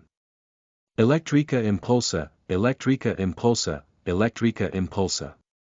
Meanwhile, the wand in his other hand was starting to light up slowly with each alternate spell. Though at this moment, the troll let out a loud, desperate cry. It pulled back its large club, about to throw it at Axel. It was such a move that Axel wanted to yawn. So predictable, but Boom splat, but before the poor troll could even throw it and before Axel could apply his countermeasure, a bright purple beam of light came and blew the troll's head off. What the fuck? Axel turned his head to look at the kill stealer. A while earlier, Martina Valentino sat in the Great Hall, attending her third Halloween party here.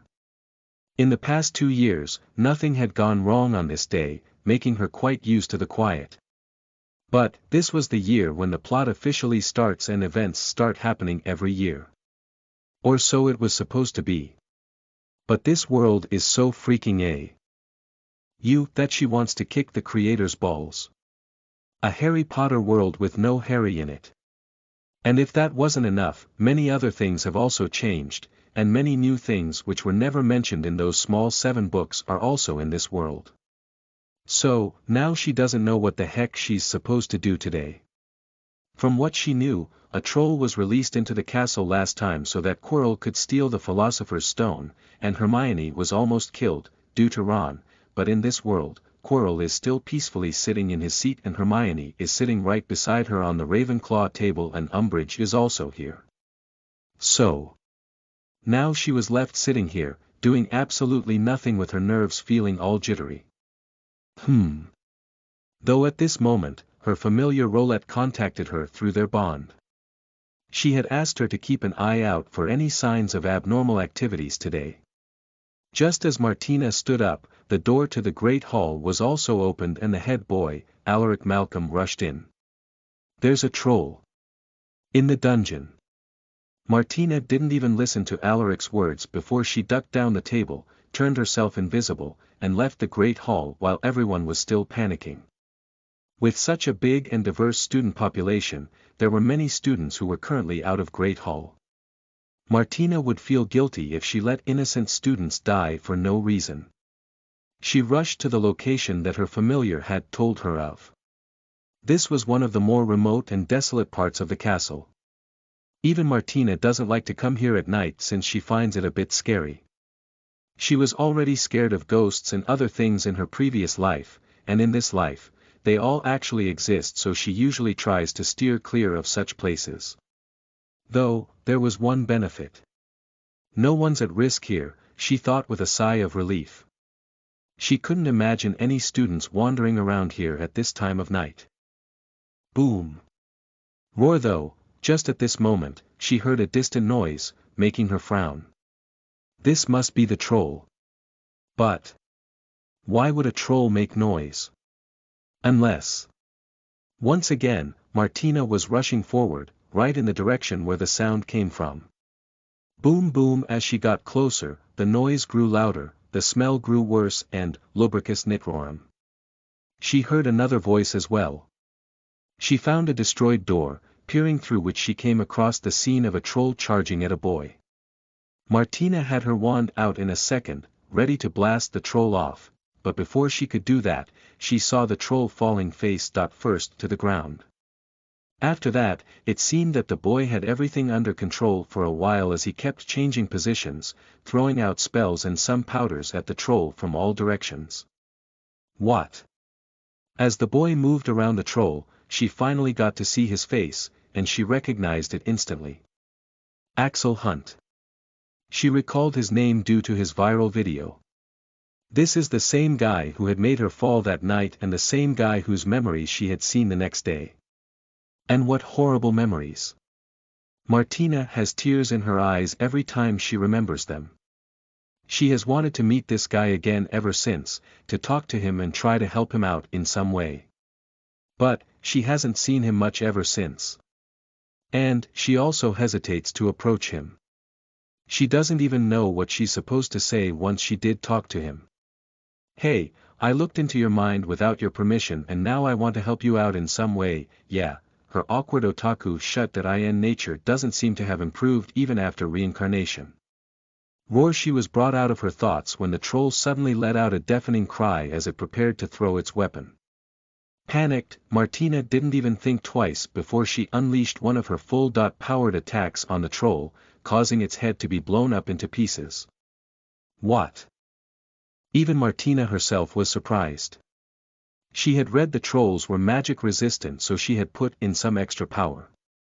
But she quickly turned her attention to the more pressing topic. Are you okay? Are you hurt?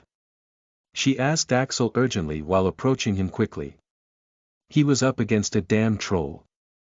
He might have been in need of medical attention. The boy looked at her with an unreadable expression.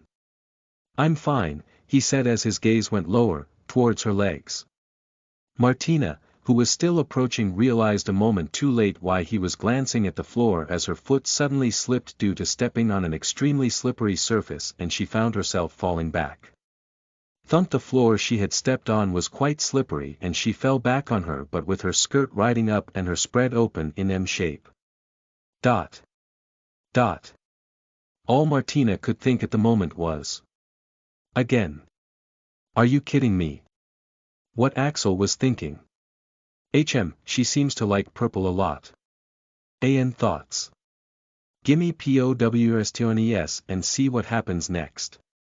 Title. A troll might be easy, but. If you want to read ahead and support this masterpiece, join Patreon. Patreon.com/snollygoster. Chapter 26. A troll might be a easy but. You are listening at novelfull.audio. As Axel turned around to look at the kill stealer, he was surprised to find Martina Valentino standing in the doorway with her wand raised. Judging by the power of the spell, he was expecting some professor or something. Certainly not a student who's barely 2 years older than him. Are you all right? Are you hurt? Before Axel could even think of what action to take, she was already advancing toward him. He was quite intimidated by her graceful and noble bearing as she walked toward him with no sign of fear or hesitation. Overtaken by her momentum, Axel considered running away from this powerhouse who had casually blown away a troll's head just moments ago. At least this time, his chances of successfully running away were much better than last time. Just as he was pondering this, he saw her stepping on the area of the ground that was affected by his Lubricus Nidoram spell and fall to the ground on her posterior. Dot. Dot. Axel looked at the girl who had fallen in front of him in an embarrassing position. All of her mighty image had been effectively shattered into pieces with this. Now he was rather worried that she might blame him for it. After all, that spell beam was no joke. It blew the magic-resistant troll's head apart. During the past 2 months, Axel had researched this girl who seemed to be special enough to have her information restricted on the system. And the results seemed to be in his favor.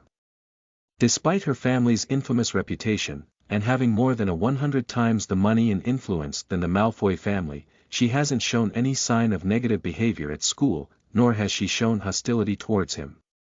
And Axel wanted to keep it that way. He knows how to differentiate between someone like Draco Malfoy and her. So, as he looked at her lying on the floor, he was at a loss whether to just run away, help her up, or just keep standing here and enjoy the view presented to him. Though he wasn't given much time to think as Martina quickly got up and coughed awkwardly. Her cheeks had a red dusting on them, showing her embarrassment. Ahem, pardon my ungainliness. That was rather inelegant of me, she said in a tone that seemed much more mature than her age, and Axel could guess she was using a clemency. But right now, we need to get out of here. The professors would be coming here at any time and it would be troublesome to explain how one first year and a third year fought a troll and destroyed its skull. Are you injured somewhere? Can you walk? Wait a minute. The professors are coming. Axel skipped the rest of her words. He only now realized that having a troll in the school seemed to be a bigger problem than he had thought. Indeed, having that thing enter a classroom full of students might turn the classroom into a meat grinder. So, it does make sense for the staff to take action. But, if they find his things here, they'll know that he'd been staying out of the dormitory and breaking curfew for all this while. And in that case, he's sure to get punished. That I can't leave right away. I need to collect my things, said Axel as he rushed off and began filling up the rest of his belongings into his bag. If the teachers found his things here, they might think these things belonged to the person who had shot the troll. Martina looked at Axel filling up his bag with things in confusion. She couldn't understand why he'd have so many things in here. What things? Hurry up. We need to leave, she said as her attention shifted to the things he was packing. Books, uniform, a toothbrush, a mattress, a pillow, clothes, etc. She frowned. Why would he have these things here? Wait. Don't tell me. There was only one conclusion she could reach. Have you been actually living here? She asked in disbelief as she looked around at the destroyed room. Yeah, Axel just shrugged. It was so obvious that he couldn't even deny it. Though he couldn't understand how the hell here and why the heck she is being so nosy. Wasn't the mafia prodigy supposed to be an aloof and unapproachable existence at Hogwarts? Of course, he didn't know that behind her imperial persona, Martina was just a recluse with very low social skills to speak of. Hearing his answer, Martina was appalled. Seriously? How can someone stay here? How can you even fall asleep in this place? This is one of the very few corners of the castle that isn't lit at all at night since no one really comes here or passes through here. Even she has only ever dared wander in the lighted areas at night. So, she couldn't comprehend how someone could sleep peacefully at night here while there was no living person in the vicinity. Axel gave her an annoyed look. I have been sleeping here well enough until a troll decided to rudely disturb me tonight. Martina looked at the destroyed doors as the picture became clear to her. Isn't that even more terrifying? Imagine sleeping alone in a creepy place and an ugly troll suddenly breaks your door open and charges at you. Martina was sure that her scream would have woken up the entire castle. But why would you stay here? Why not just stay in the Slytherin dorms? She asked, though she could guess the answer. Axel shrugged. Didn't like the residence, he said shortly. Martina surmised that her assumptions might not be too far off. His case reminded her of the case of another one of her favorite characters, Luna Lovegood, who had been alone for her beginning years. This is why, she wanted to help. This boy has been sleeping alone in this gloomy part of the castle. And if that wasn't enough, even that place isn't available to him anymore. She would have told him about the Room of Requirements, but she'd seen Umbridge going there once, so that place can't be safe anymore. If you really need a different place I could talk to, no need, said Axel, who had checked the notifications by now. Sometimes, the rewards of the system are based on his needs. And that was the case this time as well. You managed to survive against a troll. Congratulations. Plus 2% approval. Information on a secret room, good work, system, he praised. He's realized the power of information many times over by now. When Axel was done cleaning up all the cases of his presence in this place, with some magical help from Martina, he looked at the room with a complicated expression. This had been a nice place for the past 2 months. But, it seems like he wouldn't even be given the time to reminisce as Martina's owl hooted and they heard rushed footsteps coming from the way they had come. Both Axel and Martina got startled by that. Both didn't want to be found here. Axel's reasons were clear and Martina's reasons were, a little complicated. She didn't want everyone to know that she had so much power since she had read too many scenarios in her previous life that could go wrong. Heck, she didn't even know if this was a good Dumbledore or a dark and manipulative Dumbledore world. Thus, she only wanted to be a genius within the bounds of reasoning, not someone who could blow off a troll's head with one spell. Thus, when they heard the footsteps, both of them hurried off in the opposite direction of the footsteps. Search the whole area.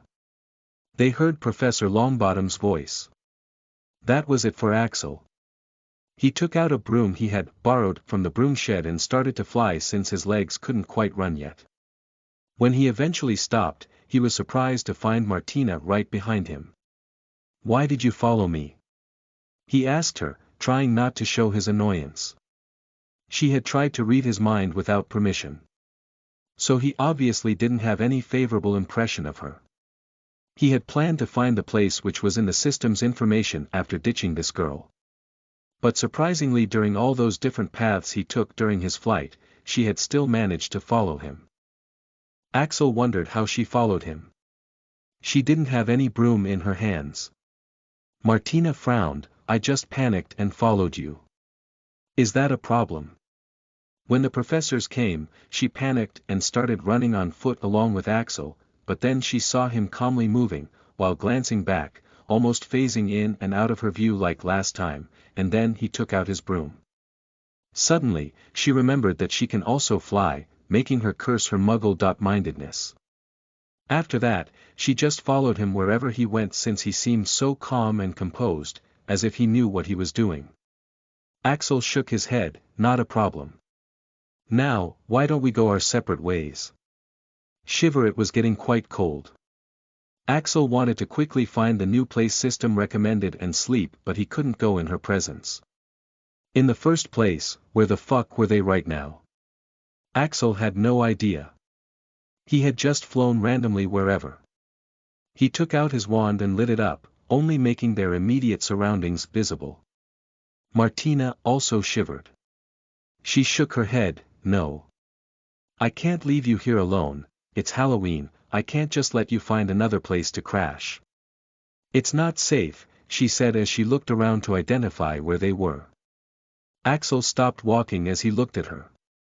Correct me if I'm wrong, but we're just strangers. I don't understand why you are going so far to help me out. Is there something you want from me? He asked clearly. He wasn't feeling good right now, so he was having difficulty having this girl barely 2 years older than him being all nosy and bossy on him. Martina grew dazed as she realized that her actions did really seem abnormal, especially considering the usual persona that she usually uses to avoid people. But, she can't just tell him that she had seen his memories without his permission, could she? Hoot hoot hoot asterisk. At this moment, Rolette, who was on perched her shoulder, suddenly started hooting urgently, making her confused. What is it? She asked. Martina was exasperated at first. They had just escaped from one danger, and there was another danger approaching already. Though the urgency and fear she felt from their bond told her that the situation was not to be taken lightly. Wrapping her arms around herself due to the cold, she turned to Axel. Axel, where exactly are we? She asked as she lit up her wand, and was surprised to find that her breath was misty due to the cold. There were no lights here and she was getting very cold and desolate vibes from this place. Unknowingly, she had moved closer to Axel for some warmth. Axel shrugged. No idea. We might be somewhere around the 2nd or the 3rd floor, he answered with a frown as he realized something. He was feeling cold because he wasn't wearing the enchanted clothes. But Martina should be wearing the enchanted ones, right? Similar to the ones Andromeda had bought him. Martina paused. Wait, did you say we might be on the 3rd floor? At this moment, the red system alerts from earlier suddenly popped up again, making him startled. Axel, you need to run. Now. What the fuck? It's Dementors. The system is not able to protect you from soul attacks. Axel realized that the system was not playing around right now. But, before he could do much, he heard a rattling breath, coming from somewhere above him. An intense chill went down his spine as he quickly moved his wand upward, making more of the area above them visible. And what he saw made him catch his breath in his throat. 2 towering figures, wrapped in dirty and tattered black, hooded cloaks were swooping down towards him. Ayahawa. From right beside him, Axel heard a piercing scream coming from Martina, but he couldn't pay it any attention since the creature's target was not Martina, but him. She didn't even have to be so scared since she can just run while these creatures are busy with him. Axel was suddenly feeling very cold. The cold seemed to pierce his clothes, penetrate his skin and go right through his very heart. Suddenly, images were flashing in front of him, images of being tortured, being beaten. It was as if he was reliving his worst. Though the images cleared as he heard the ding from the system, giving him some clarity. His other wand slipped into his hand from his sleeve. Electrica. Impulsa. What the fuck? Why was he feeling so hopeless? Why does struggling seem so futile? Electrica Impulsa. Why is he even living anyway? What's the purpose of his life? Who would even care if he died? But then, a voice from inside his mind spoke up, fuck, I'm living for myself, damn it. I don't give a fuck whether anybody cares or not. Yes. He was living for himself. Is that too insignificant for others? What was his goal? Well, it was to be the greatest of all time and give a giant middle finger to everything that had tried to bring him down. So, even if he has to die, he has to at least give a memorable middle finger to his attackers. Electrica Impulsa. Crackle crackle. Axel's dazed eyes snapped back into focus as two glowing blue rods were impaled into the two dementors who were looming over him. Expecto Patronum. He dimly heard a voice beside him, but his consciousness was already phasing out as he fell to the ground. The gloomy feeling was gone and all he was feeling was weak. So weak and pathetic. Damn, dementors in the third-floor corridor. Just a reminder, Harry couldn't even put up any struggle or even think anything during his very first encounter before he went unconscious. With a single dementor. Out Boi, having experienced worse experiences than Harry, faced two and still managed to put up a fight in the very first attempt. Anyways, some people were calling Martina the main character in the last chapter. See the difference, y'all. MC is built different. Power stones. Please, every stone matters. Title. Sleeping with Martina. If you want to read ahead and support this piece of art, patreon.com/snollygoster. Chapter 27. Sleeping with Martina. You are listening at novelfull.audio. This must be a dream. Just a nightmare. That was what she was thinking as she lay collapsed on her knees right after she first saw the dementors. Electrica, Impulsa. She had found them scary even when she had seen them in the movies. But, seeing one in real life, and in such a theatrical fashion as she had looked up while already feeling panicked from the atmosphere, and seen those scary rotten creatures swooping down on Axel, it was just too much. Electrica Impulsa. She had reincarnated in this world and had been treated like a princess by everyone, always being protected and cared for. She had never suffered any hardship here, making her forget the darker aspects of this world. She had forgotten that this world wasn't just sunshine and daisies but a dark world where terrible dangers were waiting to surface. She was dimly aware that she had to do something, but she was in a state of shock. Just the rebound of the Dementor's attack on Axel had left her frozen in fear. Electrica Impulsa. At that moment, she heard Axel's loud voice which snapped her back into reality. She saw his amber eyes blazing with fire as he stabbed the two Dementors with wands that were crackling with blue magic. Martina came to her senses with a start as she witnessed this scene. There he was, an 11-year-old boy fighting desperately against the Dementors while they were clearly attacking him with all they had. And here she was, frozen in fear and denying reality despite being a reincarnator and a so-called genius. This was the first time Martina Valentino realized the massive difference between the two of them. I can't just cower in fear. Not after the countless hours I've spent practicing magic. She thought, raising her wand. She recalled all the good memories she had made in this world after living as an orphan in her previous life. Her father and older brother, who were feared by everyone but were very sweet, tempered and overprotective of her. And she recalled her mother who would always try to be strict but would cave into her every demand. Expecto Patronum. With the powerful memories, she chanted incantation for the Patronus charm, and her Patronus, a big bright owl, burst out from her wand and drove away the already writhing Dementors. Right after that, she saw Axel lying unconscious on the ground with his two wands fallen by his side. No no no no no. Please be fine, please be fine. She muttered as she tried shaking him, but he was out like a light. Martina didn't know if he was in danger or not, but she did know that if anything happened to him, she was going to blame herself forever. So much for a genius, she thought self-mockingly.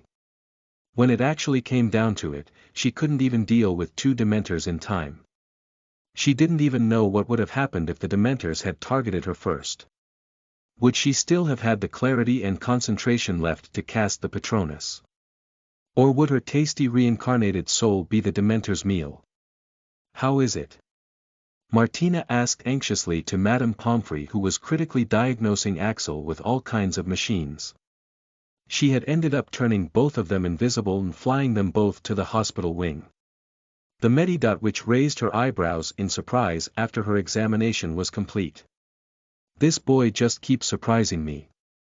He has managed to change a lot in just 2 months, she muttered as she checked some past records of Axel she had in a bundle. Martina frowned. What does that mean? Is he not okay?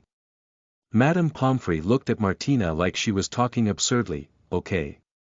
With his body's condition, he's not okay by any stretch of the word. But if you're asking if he'll gain consciousness soon, then yes, he will. There's no harm done right now. He's just really exhausted. Poor boy, he's been pushing himself a lot. But I'm talking about his previous injuries, she muttered as she prepared a syringe and gave him a shot through his arm. With Madame Pomfrey's cryptic answer, Martina was now more curious than relieved. She did already have her doubts about his physique already from various indicators. Frowning, Martina couldn't help but ask her what was wrong with Axel's body in the past, to which the healer just shook her head. That's confidential, dear. You can only ask him if you want to know, she said before she began noting down further details in his file. But I really want to know, she thought with a sigh.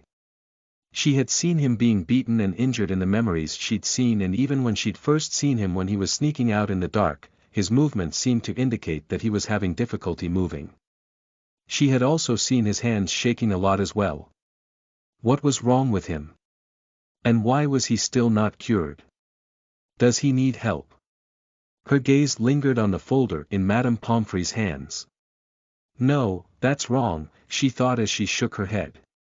She shouldn't look into it without his permission. It looks like she would have to wait for him to wake up to find out. She looked at Axel's sleeping face. Right now, it didn't have the constant frown and the annoyed expression it always has. Without it, his face looked quite handsome. Martina wondered how long it'll take for him to wake up. It was only 10 o'clock right now. She can afford to wait for a few hours. Though while waiting for him to wake up, as she browsed through her Magi.mirror, Martina, after being tired from the incident, found herself falling asleep. Axel woke up to an unfamiliar ceiling. He didn't feel like moving at all. His brows furrowed as he recalled last night's events. First the troll, then the Dementors. Man, this school is really hardcore. To think he had heard it being called the safest place in Britain after Gringotts. He examined his surroundings. He was in the hospital wing. Just as he sat up, his gaze went to his side and he almost jumped out of the bed. What the? Right beside his bed, sitting in a chair with her head propped on the side of the bed, a girl was sleeping peacefully. Her long purple hair was spread all over the bed and her sleeping face looked much younger than her usual face, when she looks far older than her age. Axel realized that she must be the one who brought him here, but why is she sleeping here? With the disturbance caused by his reaction, the girl's eyebrows creased before she slowly opened her eyes. Martina opened her eyes to see Axel glaring down at her. Aya, she almost screamed out aloud before she clamped her mouth shut.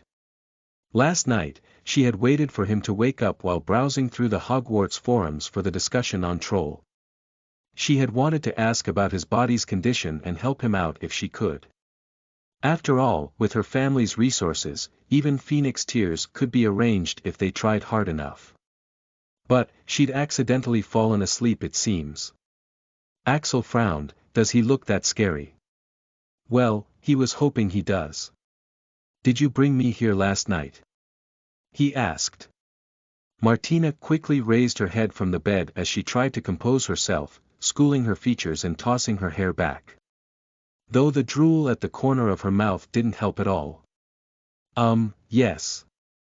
Pardon my crude conduct, I fell asleep while waiting for you to wake up, she said after clearing her throat. Axel shrugged, well, thanks for saving me. I'm awake, so can you tell me what you want now, he said to her. It was clear she wanted something since she decided to wait, but he couldn't imagine having anything that the mafia prodigy might want. Martina shook her head. No, I don't want anything. But she paused when both of them heard voices approaching from outside the partition screen. You reckon they might still be here? Well, the photo was quite recent.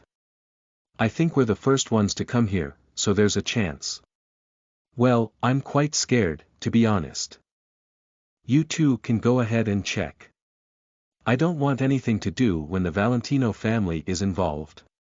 Oh. No. Martina's eyes slowly widened as she comprehended their words. As she had fallen asleep without intending to, she had not even been able to set up wards around the place. On the off chance that someone peeked through the blinds, they would have been able to see her. And, it seems like that had turned out to be the case. Damn it. In her panic, she didn't even bother using her wand and simply put up the wards wandlessly, making it so that no one would be able to find this area so as to block those idiots. She quickly took out her Magi mirror and opened the Hogwarts forums. Shit, she muttered as she found that the forums all blowing up with discussion. And the reason was just one damn photo, posted anonymously by someone. Ring as if to make the situation worse, her Magi mirror began ringing as she found her brother calling. Already more calls and messages were starting to pop up with every second. On the other hand, Axel had also heard those kids. And after 2 months of adapting, he had some idea what they could be talking about. He found his bag beside his bed. He fished out his Magi mirror and quickly checked the forums as well. When he saw his photo with the beloved princess of the most dangerous mafia family sleeping right beside him, he saw his life flash before his eyes. Yep, he was dead. He was truly dead now. He wondered if it might have been better if he had been left with the Dementors. After checking to make sure all his belongings including his wands were with him, he simply got up as pain enveloped his body, indicating that his skills were activated. Martina quickly answered the call of her brother. Fratello, she began but was cut off as both her father's and brother's faces popped into view cramped together. Where are you right now? Are you all right? Who is he? I just need the name. He's only a friend, right? Right. Martina didn't even have the chance to speak at all.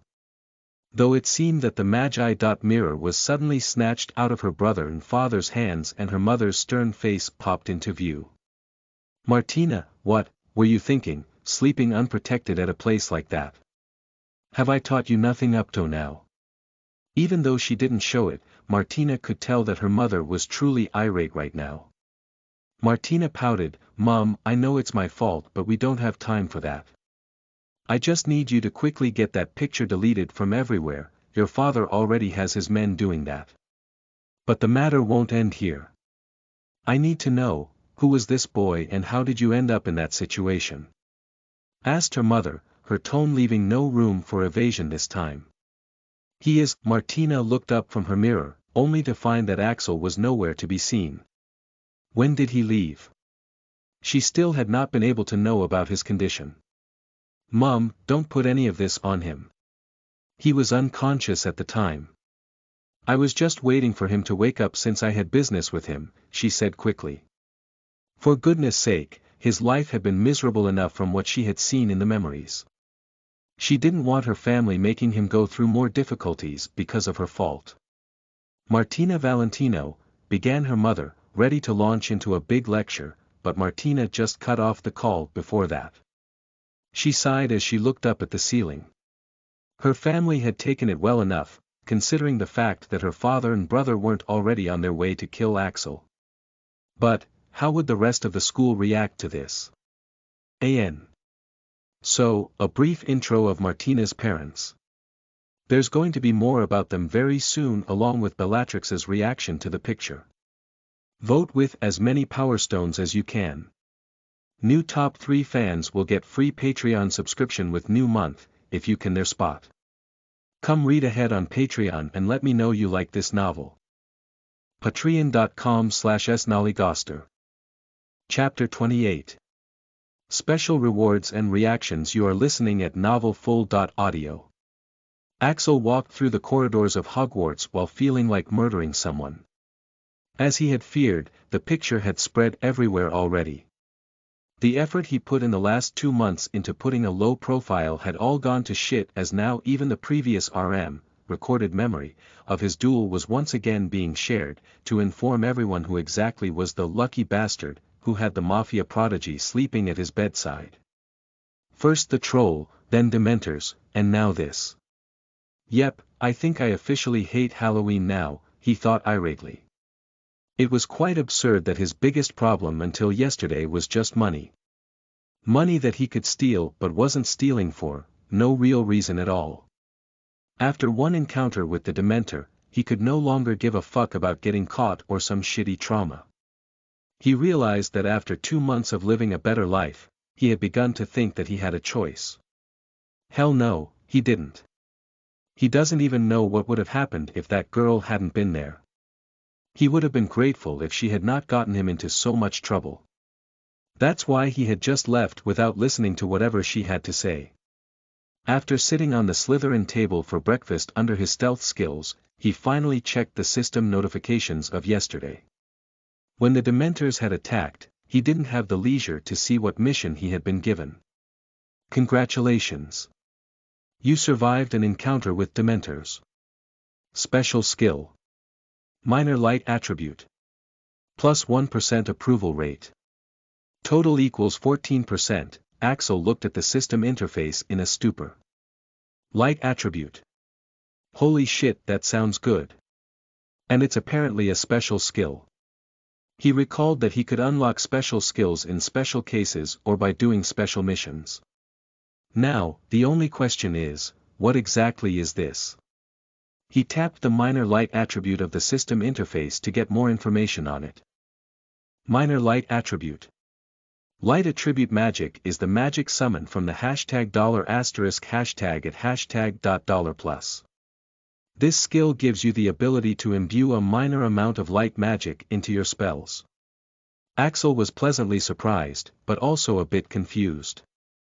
System, what is the meaning of those symbols? Also, I thought all the magic wizards usually did was light magic. Is that not it? He asked. Axel, those symbols mean that the information is locked. And as explained previously, most wizards of these times do not have any accurate knowledge of light and dark magic. They mostly term the dangerous spells which use the normal magic to be dark magic and all the other spells as light magic, which is, of course, an absolutely wrong conjecture. The real dark magic is spells that use the magic summoned from the netherworld. An example would be Fiend Fire. And the real light magic is spells that use the magic summoned from hashtag $*# at hashtag. An example would be the Patronus Charm. The light magic and dark magic are natural counter to each other. Damn, now we're talking. After comprehending the meaning of those words, Axel wanted to shout out in joy. It's about the goddamn time he got something like this. There's apparently a very powerful Dark Lord trying to take over this world, and that Dark Lord and his minions are quite adept at dark magic. So, having something like light attribute magic, which can counter creatures like the Dementors, is a necessity and is going to be quite handy. Axel grinned. It was certainly a special skill, all right. His mood felt much lighter now. He didn't even particularly mind all the attention and troubles the photo with that girl had brought him anymore. Feeling much better, he left for his first class, which was with the Gryffindors. A few moments later. Well, maybe he had spoken too soon about not minding the troubles of that photo. He certainly did mind it if a crowd of students are gathering up in front of his potions class to wait for his arrival. He can't just enter the class in stealth since he needs to show his face to the professor for attendance. And when he does that, it would be absolutely certain that he can turn himself invisible through magic since these idiots don't know that there are ways one can avoid being noticed without using invisibility or magic. There are already rumors that he can cast the disillusionment charm and he doesn't want them to believe it. Thus, with all the exasperation in the world, he turned off all the skills and started to walk toward his classroom. It's not comfortable and it might be annoying, so he usually avoids trouble, but when it comes down to it, he'll not cower away. So what if there was a photo of him with some girl? Heck, so what if he even slept with that girl? If anyone has a problem they can kiss his ass. It wasn't long before someone spotted him approaching the class. Hey! He's here. Really? Where? There he is. Yeah, that's him all right. The crowd of students started approaching him but Axel didn't stop walking. Hey, what exactly happened? Yeah, how did you end up in that situation? Do you actually know her? Hey, I'm just warning you. Stay away from her or all kinds of people were mixed in the crowd. Some were just there to gossip, some were jealous gits while some were there just to enjoy the show, recording everything on their magi.mirrors. Axel didn't stop walking at all.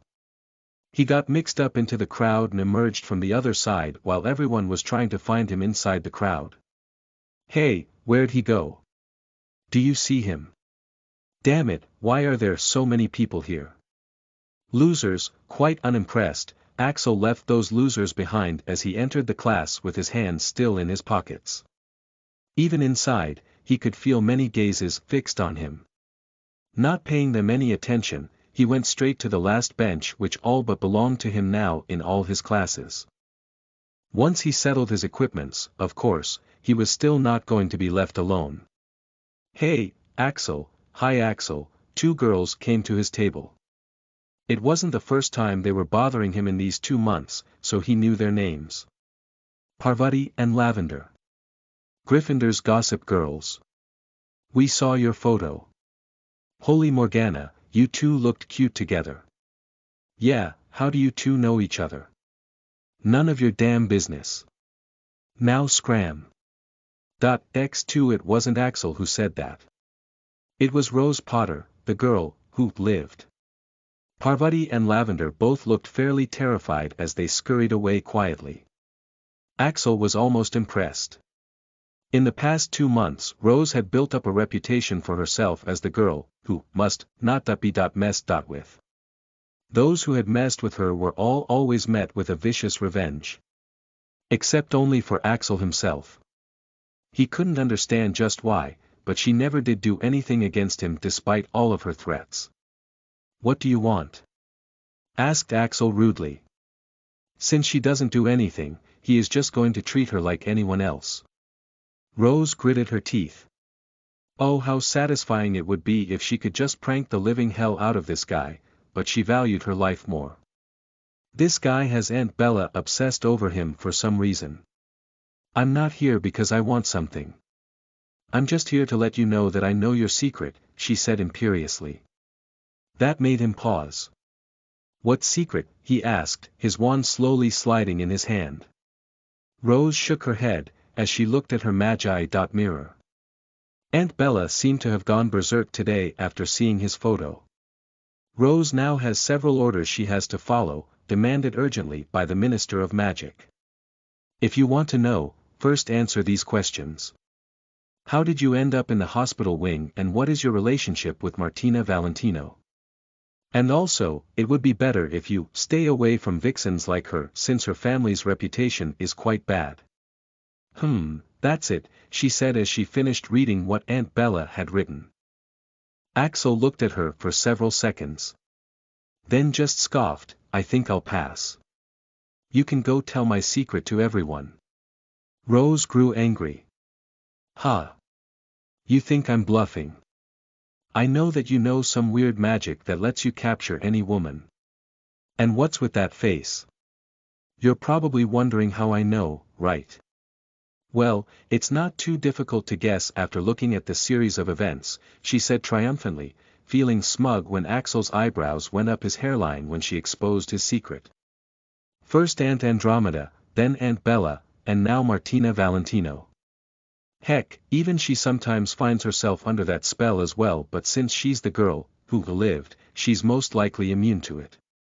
Axel nodded slowly. Yeah, get lost. What?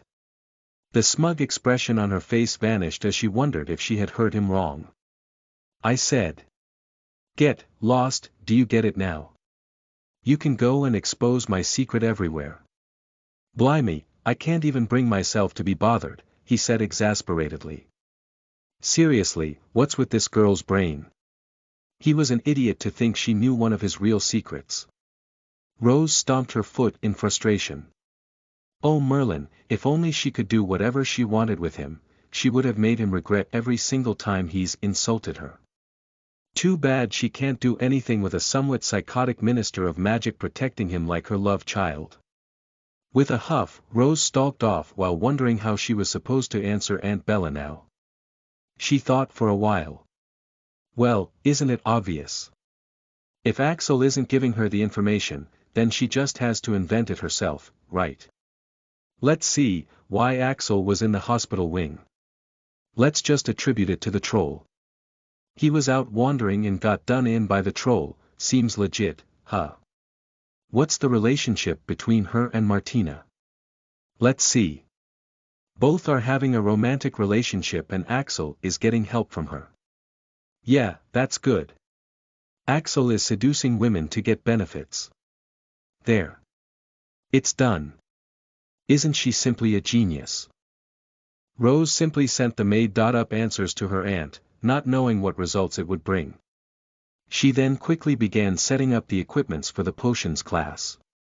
Snape is no longer kind to her and instead treats her badly in the classes now. But that has been the case for every Gryffindor, isn't it? Oh well, she knew enough to get by. Axel walked out of potions class with another troll, grade to his name. But as he already mentioned, he couldn't care less about this shit. What would he even do with full grades? Get attention. No thank you, he was already struggling with what attention he had, otherwise, grades are only useful to those who are going to apply for some job. And Axel wanted to be someone who hires, not someone who gets hired. As he walked along the corridors, his footsteps slowed down as he noticed a difference. He was expecting the students to flood him again, but funnily enough, none were coming. Shrugging to himself, he went to attend his next class, going almost unhindered save for a few stragglers. It was history class, and despite it being a much more interesting class, that couldn't prevent him from taking the last seat. Daphne was sitting there while reading some book. When he came, she didn't even glance up at him. What's up with you? What book is it? Asked Axel as he sat down. She wouldn't usually ignore him like this, so he thought that the book must be really interesting. Daphne didn't even look at him. Oh. I'm trying not to bother you, so that your girlfriend doesn't come after me, she said, turning the book, since it was upside down. Axel grew puzzled at her absurd words. The fuck are you talking about? There was no need for a language filter when talking to her. Daphne sighed. I forgot that your magi.mirror is just a showpiece. For fuck's sake, do try to use it sometimes. Your girlfriend has made a declaration. Axel frowned as he took out his magi.mirror to check the forums. Oh, hell, he muttered as he saw the changes. The photo had been deleted from the forum and now there was another post pinned to the top, posted by Martina Valentino herself. Anyone bothering Axel Hunt will have to answer to me. Axel's mouth twitched. What's the problem with this girl? It seems that he can forget about having a peaceful life at Hogwarts. Daphne finally looked at him to see his reaction. You sure work fast, Mr. Charming. You managed to land the Mafia princess in just 2 months. Axel looked at her in annoyance. What's up with you? Why are you being so bitchy? Daphne looked back into her book. You are such a liar. You deny even being friends with me and would even make that bimbo your girlfriend because her family is more powerful. I didn't know you were so superficial. Axel rolled his eyes. Have you ever seen me talking to her? Daphne paused. No, have you ever seen her talking to me? No. Have you ever heard me even mentioning her? Then the fuck are you assuming she's my girlfriend? Jeez. You're being so annoying. That's why I don't make friends. It's more trouble than it's worth. Daphne's brain started to work normally again after she calmed down. She realized that the photo had Axel unconscious or sleeping, so it's not like he was willingly having the Valentino girl sleeping next to her. And as for the post that Martina posted, he didn't even know about it. And now that she thought about it, she couldn't even imagine Axel making her a girlfriend for superficial things. It all seems one-sided. She realized. And now she was feeling stupid. She had just gotten wrapped up in her friend's discussion. Really, why does she even bother listening to those immature girls? In the first place, she sits here in the last seat instead of the first only because she finds those of her age too immature and annoying. And sitting here is quite peaceful and refreshing as they both usually do their own thing and don't annoy each other. But she had done it, she had annoyed him over silly nonsense. Though another reason for her unreasonable behavior would be the inferiority she felt when compared to Martina Valentino.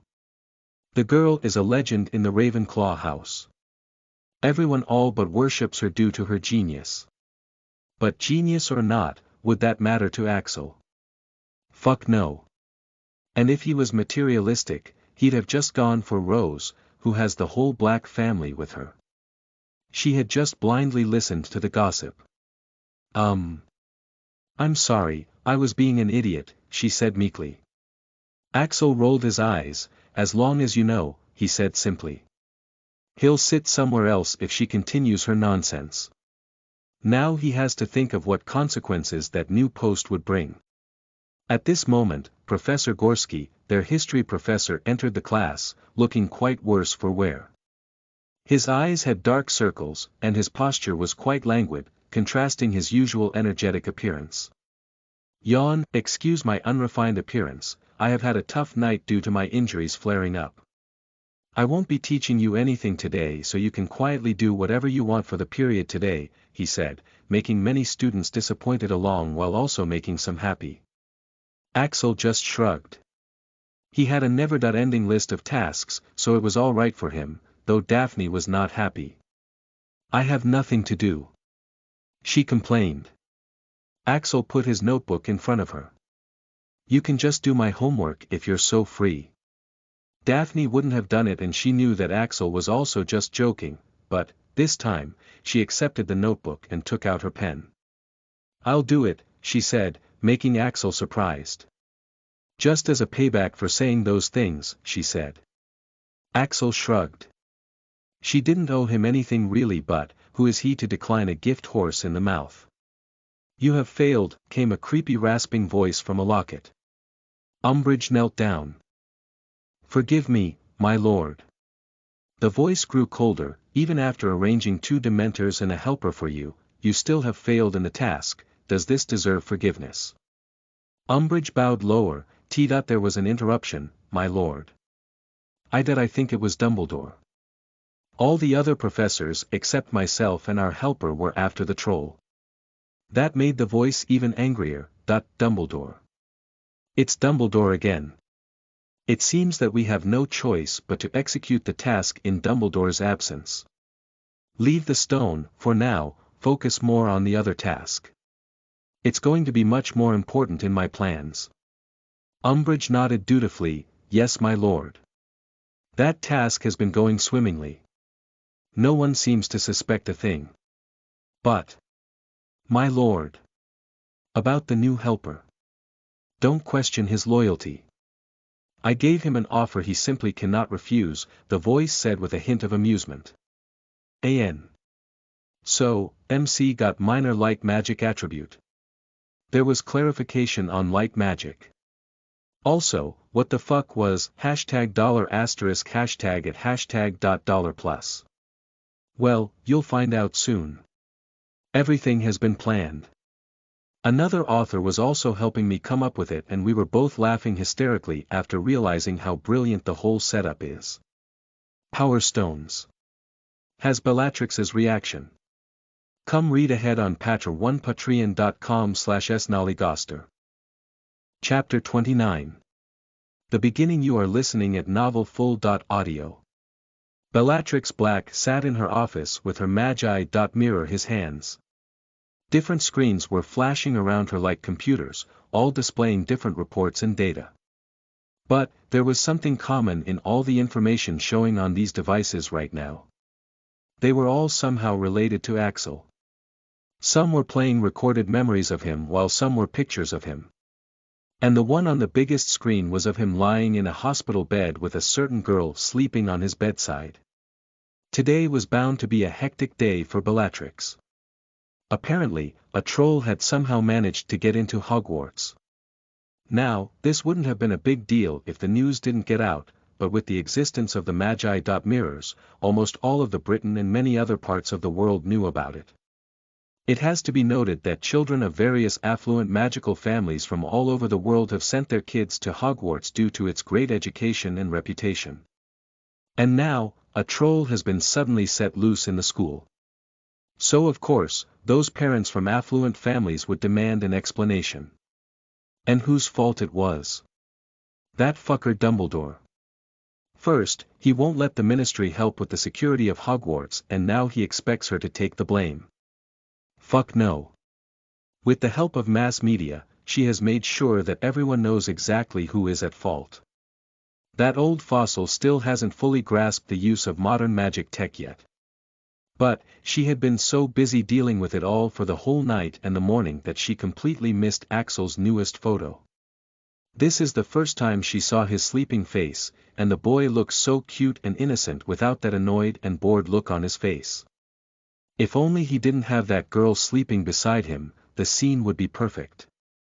That girl is the princess of the most notorious mafia family in Italy and probably the whole world.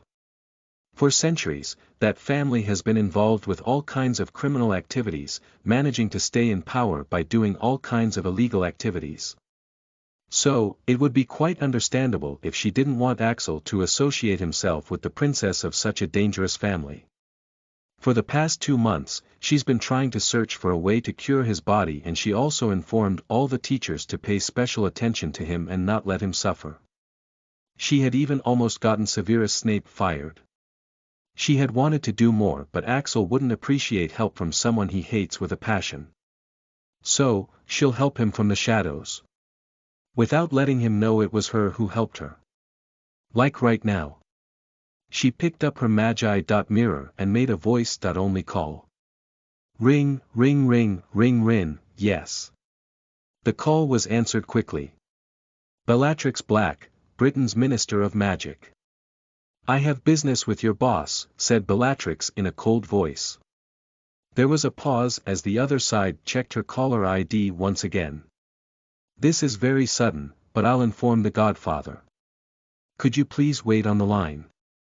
Make it quick. After a few moments, someone else's voice came from the speaker. Well, it's certainly a surprise, Minister. I believe this is our second time talking to each other. The voice belonged to Martina's father. But this time, it had quite a sleazy and dangerous edge to it that wasn't present when he was goofily talking to his daughter. Mr. Alessandro, I had some urgent business with you, said Bellatrix, coming straight to the point. Blunt as always, I see. Well, I'm listening. A blunt and honest approach worked much better with people like Alessandro. So Bellatrix didn't bother beating around the bush. I need you not to take any action against one Axel Hunt. He's under my protection, she said in a dead serious tone. That made the other party go silent for several seconds. That is a rather exorbitant demand. But it can be done, on one condition. Bellatrix was surprised. She hadn't thought that the man would give up so easily on making a move against Axel after the incident. Though how could she know that he had already promised his daughter not to hurt Axel? So any requests he was making were for free at this point. Bellatrix drummed her fingers against the desk. "Speak, I don't really need much, just give me all the information on the boy." Bellatrix instantly denied it. "Then let me make myself clear. It wasn't a request, Alessandro. It was a declaration. You harm Axel, you'll have a war. Am I clear?" Alessandro chuckled. "Oh, that's quite an overkill, for an orphan crippled child. It seems my information was indeed incomplete. How curious. Well, as long as he stays away from my daughter." Saying so, he cut the call.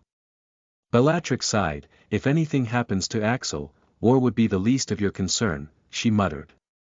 Ding, a notification rang on her personal Magi.mirror, and she quickly opened it when she noticed who sent it. She had been trying to find out how and why Axel is involved with this girl and why he was in the bloody hospital wing. And, it would seem that her wait was finally over as she received a reply from Rose. What? Axel was injured by the troll. And, he seduced Martina for benefits. The things in her office started shaking due to her magic flaring up. No. She had been wrong once again. She had thought that she could simply help him from the shadows until she finds the cure and properly apologizes to him. Because she couldn't bring herself to face him, or even dare to contact him after what she had done. She knew from the look in his eyes and that voice filled with cold fury that he wouldn't forgive her. "We're nothing but strangers," were his words. She didn't think she could handle his rejection again. That's why, she had been trying to make her apology substantial and sincere enough that something might change. But, she didn't anticipate that Axel wouldn't settle for a crippled life and would start trying to seduce that girl to get her help in fixing his body. And now that her passiveness had caused these events, what should she do? It's almost 2 months and she's nowhere near finding a way to heal him than before. It would seem that she can't stay passive forever. And as for the troll, she hadn't given the matter much though, but now that Axel had been hurt, Dumbledore is going to get hell. After dinner, Axel had followed the directions he had gotten from the system to claim his rewards. The directions for a place to stay at Hogwarts. And the room found was awesome. Well, it was actually several Victorian-style luxurious quarters connected by one common room, plus a big bathroom. It was made for noble guests and VIP guests whose location had been long forgotten, but everyone at Hogwarts, if the system's information was to be believed. Which is why he was currently in a luxury suite with a fucking king-sized bed. On a normal day, Axel would have loved to simply test out that OH.SO inviting large bed, but not after today. In the last 24 hours, he's almost died 2 times, and if that wasn't enough, a fucking mafia family is soon going to have its revenge against him for something that wasn't his fault. There's no time for hesitation, there's no room for laziness, and there's no easy way to choose, he muttered as he looked himself in the mirror. He was currently decked in an all-black outfit. These were the custom-made clothes that had been ordered by Andromeda. During the past 2 months, he might have started to have a much better life when he was studying magic along with so many others. And that had somehow given him the illusion that he was one of them. That he could also afford to have a happy and carefree life, just like others. And bloody hell, was he wrong? He had forgotten that life would sometimes give him these moments, when everything seems to be going all right, giving him hopes, letting him lower his guard. And then it would suddenly throw a curveball at him, like a sucker punch to the guts, leaving him suffering the aftermaths. That's why, he's no longer going to hesitate now. What's the point of hesitation when he could suddenly die the next day? Getting into trouble while trying to do something is more preferable than just being a passive pussy and still getting into trouble anyway. The thought of Dementors almost taking his life came to him once again. And as he thought about it, he could no longer feel that rejection towards his craft that he had developed after the torture. If stealing has brought his downfall, then stealing is the thing that has brought him so far in the first place. He'd have starved a long time ago without it. Axel closed his eyes and took a deep breath as he loosened up his muscles with some stretching. All right, system, I think I'm ready now. Tell me everything you can about how to progress my Arcane Thief class, he said decisively. Plus 1% approval rate for overcoming your trauma. Since you are ready, you can now be able to see the steel points. Every skill needs a certain amount of steel points to unlock. These steel points can be gathered by doing several small thefts, or a low amount of major thefts. Stealing would also progress your class and give more guidance and information on how to steal and what precautions to take when stealing in a magical world. Oh, so that's how it works. He muttered. So he just has to steal and accumulate steel points or SP. Then he'll get the skills and also get more information on how exactly to steal in the magical world. But, he still couldn't understand several things. But, can you show me the information on the skills and the amount of SP they'll require for me to get them? And if the thefts I've committed during the past years can be converted into SP or not? Currently, you cannot choose the skills you unlock. It's set on the systematic progression right now. You'll need to increase the approval rate to open the skill shop where you can spend your SP to buy whatever skill available. But for now, the next skill you can unlock has already been set and will be unlocked when you collect the necessary SP for it. Damn, what skill is it? And how many SPs do I need to unlock it? Ward breaking. 1000 SP, ward breaking. It is one of the most important skills for being an arcane thief. It is considered too difficult and advanced in the wizarding world, but not if you're training through the method given by the system. Hell yeah. Axel almost began to jump in joy. He knew he couldn't do much without this one, with most Slytherins actually putting up at least the basic protection at their individual doors. But this field needs quite advanced prerequisites to even begin to perform the basics. It was a pleasant surprise to know that he could start learning it so quickly using the system's cheat knowledge. With a newfound enthusiasm, Axel walked out of the secret space and moved toward his very first hunting ground. The Hufflepuff dorms. Yep, he couldn't just waltz into the Slytherin dorms and steal their stuff, could he? Even though a Slytherin is more likely to be richer and net him much more money and SP, but many Slytherins are also likely to have at least some kind of setup to prevent intruders, right? And he doesn't know shit about those precautions with the magic coming into the equation. The best way would be to slowly level his class so that the information on how to steal is available in his mind. The priority is not to get quick and easy gains, but to learn. The art of stealing needs patience, practice, and perseverance. With magic being real and his body being in a shitty condition, he's going to once again start from level 1. And Hufflepuff dorms would be the best place for that. Those loyal badgers wouldn't have much precautions against each other since no such incidents happens there. That's why he's starting from there. And of course, he's not going to steal anything noticeable. He just wants to level up his class, not to make innocents suffer. After making up his decision to start from Hufflepuff today, he had taken some time to follow a few Hufflepuffs back to their dorms, so he knew how to get in. Before entering, his custom enchanted outfit morphed into a simple set of dark yellow pajamas with a sleeping hat covering his head. This will help him blend in. His face had a mask on it since some students do get them from the hospital wing when they have magical flu or something. Now, he was just another Hufflepuff breaking curfew even if someone saw through his powerful stealth skills. Here goes nothing, he muttered as he proceeded towards the entrance. The entrance to the Hufflepuff dorms was concealed behind a stack of barrels. In order to reveal the entrance, no password was required. Instead, one had to tap the barrel 2 from the bottom, middle of the second row, in a rhythm. Since he couldn't tap it in rhythm properly due to his hand, he would have to do it using his leg. Be careful, Axel. If you don't do it the right way, you'll be doused in vinegar and barred access. Well, that's kinda dumb, but whatever, what if someone tapped wrong by mistake? Tap tap tap tap. He managed to hit the barrel rightly inside in relief when the lid swung open, exposing a passageway. Not wasting more time, he went in. In the dim lighting, he saw the common room, which turned out to be a huge, round, earthy, low ceilinged, and warm place, with kinda welcoming vibes.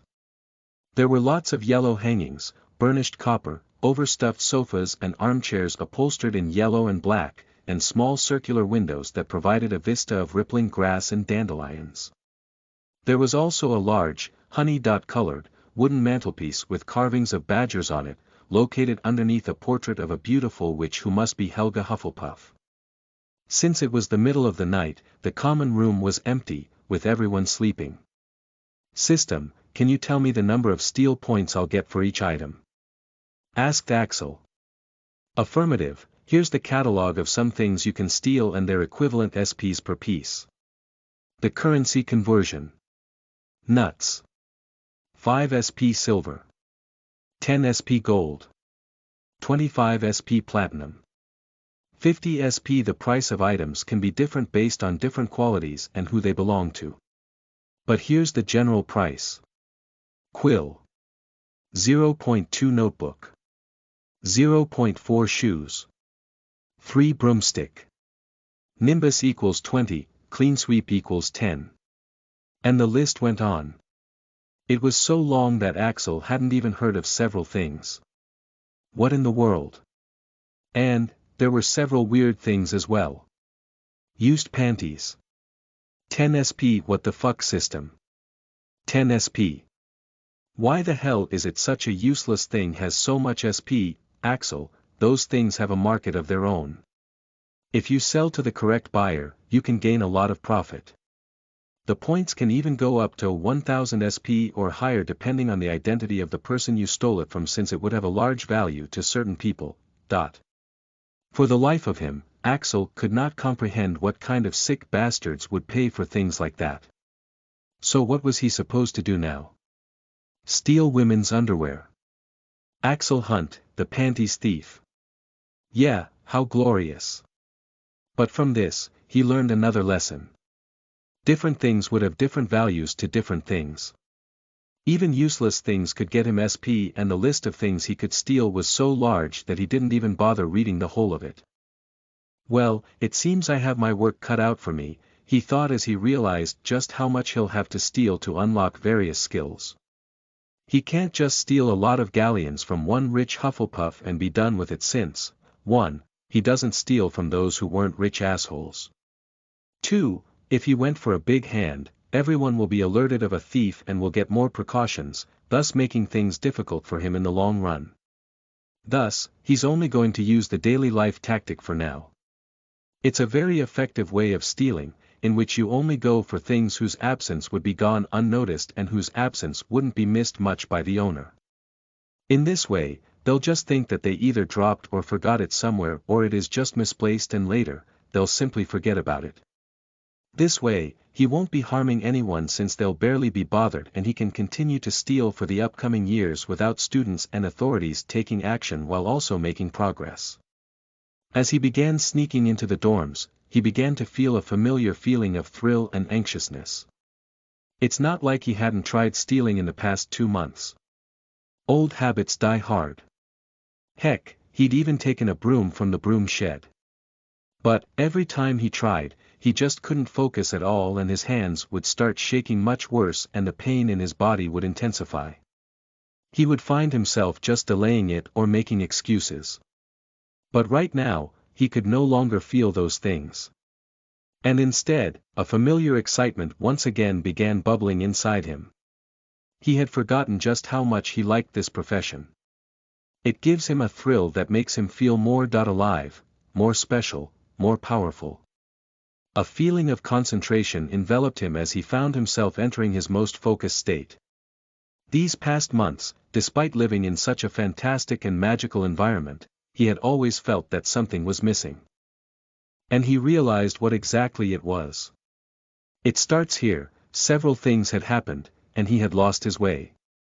But, the real journey of the Arcane Thief starts now. There's a small time skip again now. Tell me the new skills you want him to learn. He'll heal soon as well. See the title of Chapter 32. Power Stones. Read ahead and support this piece of art at Patreon. Patreon.com/snollygoster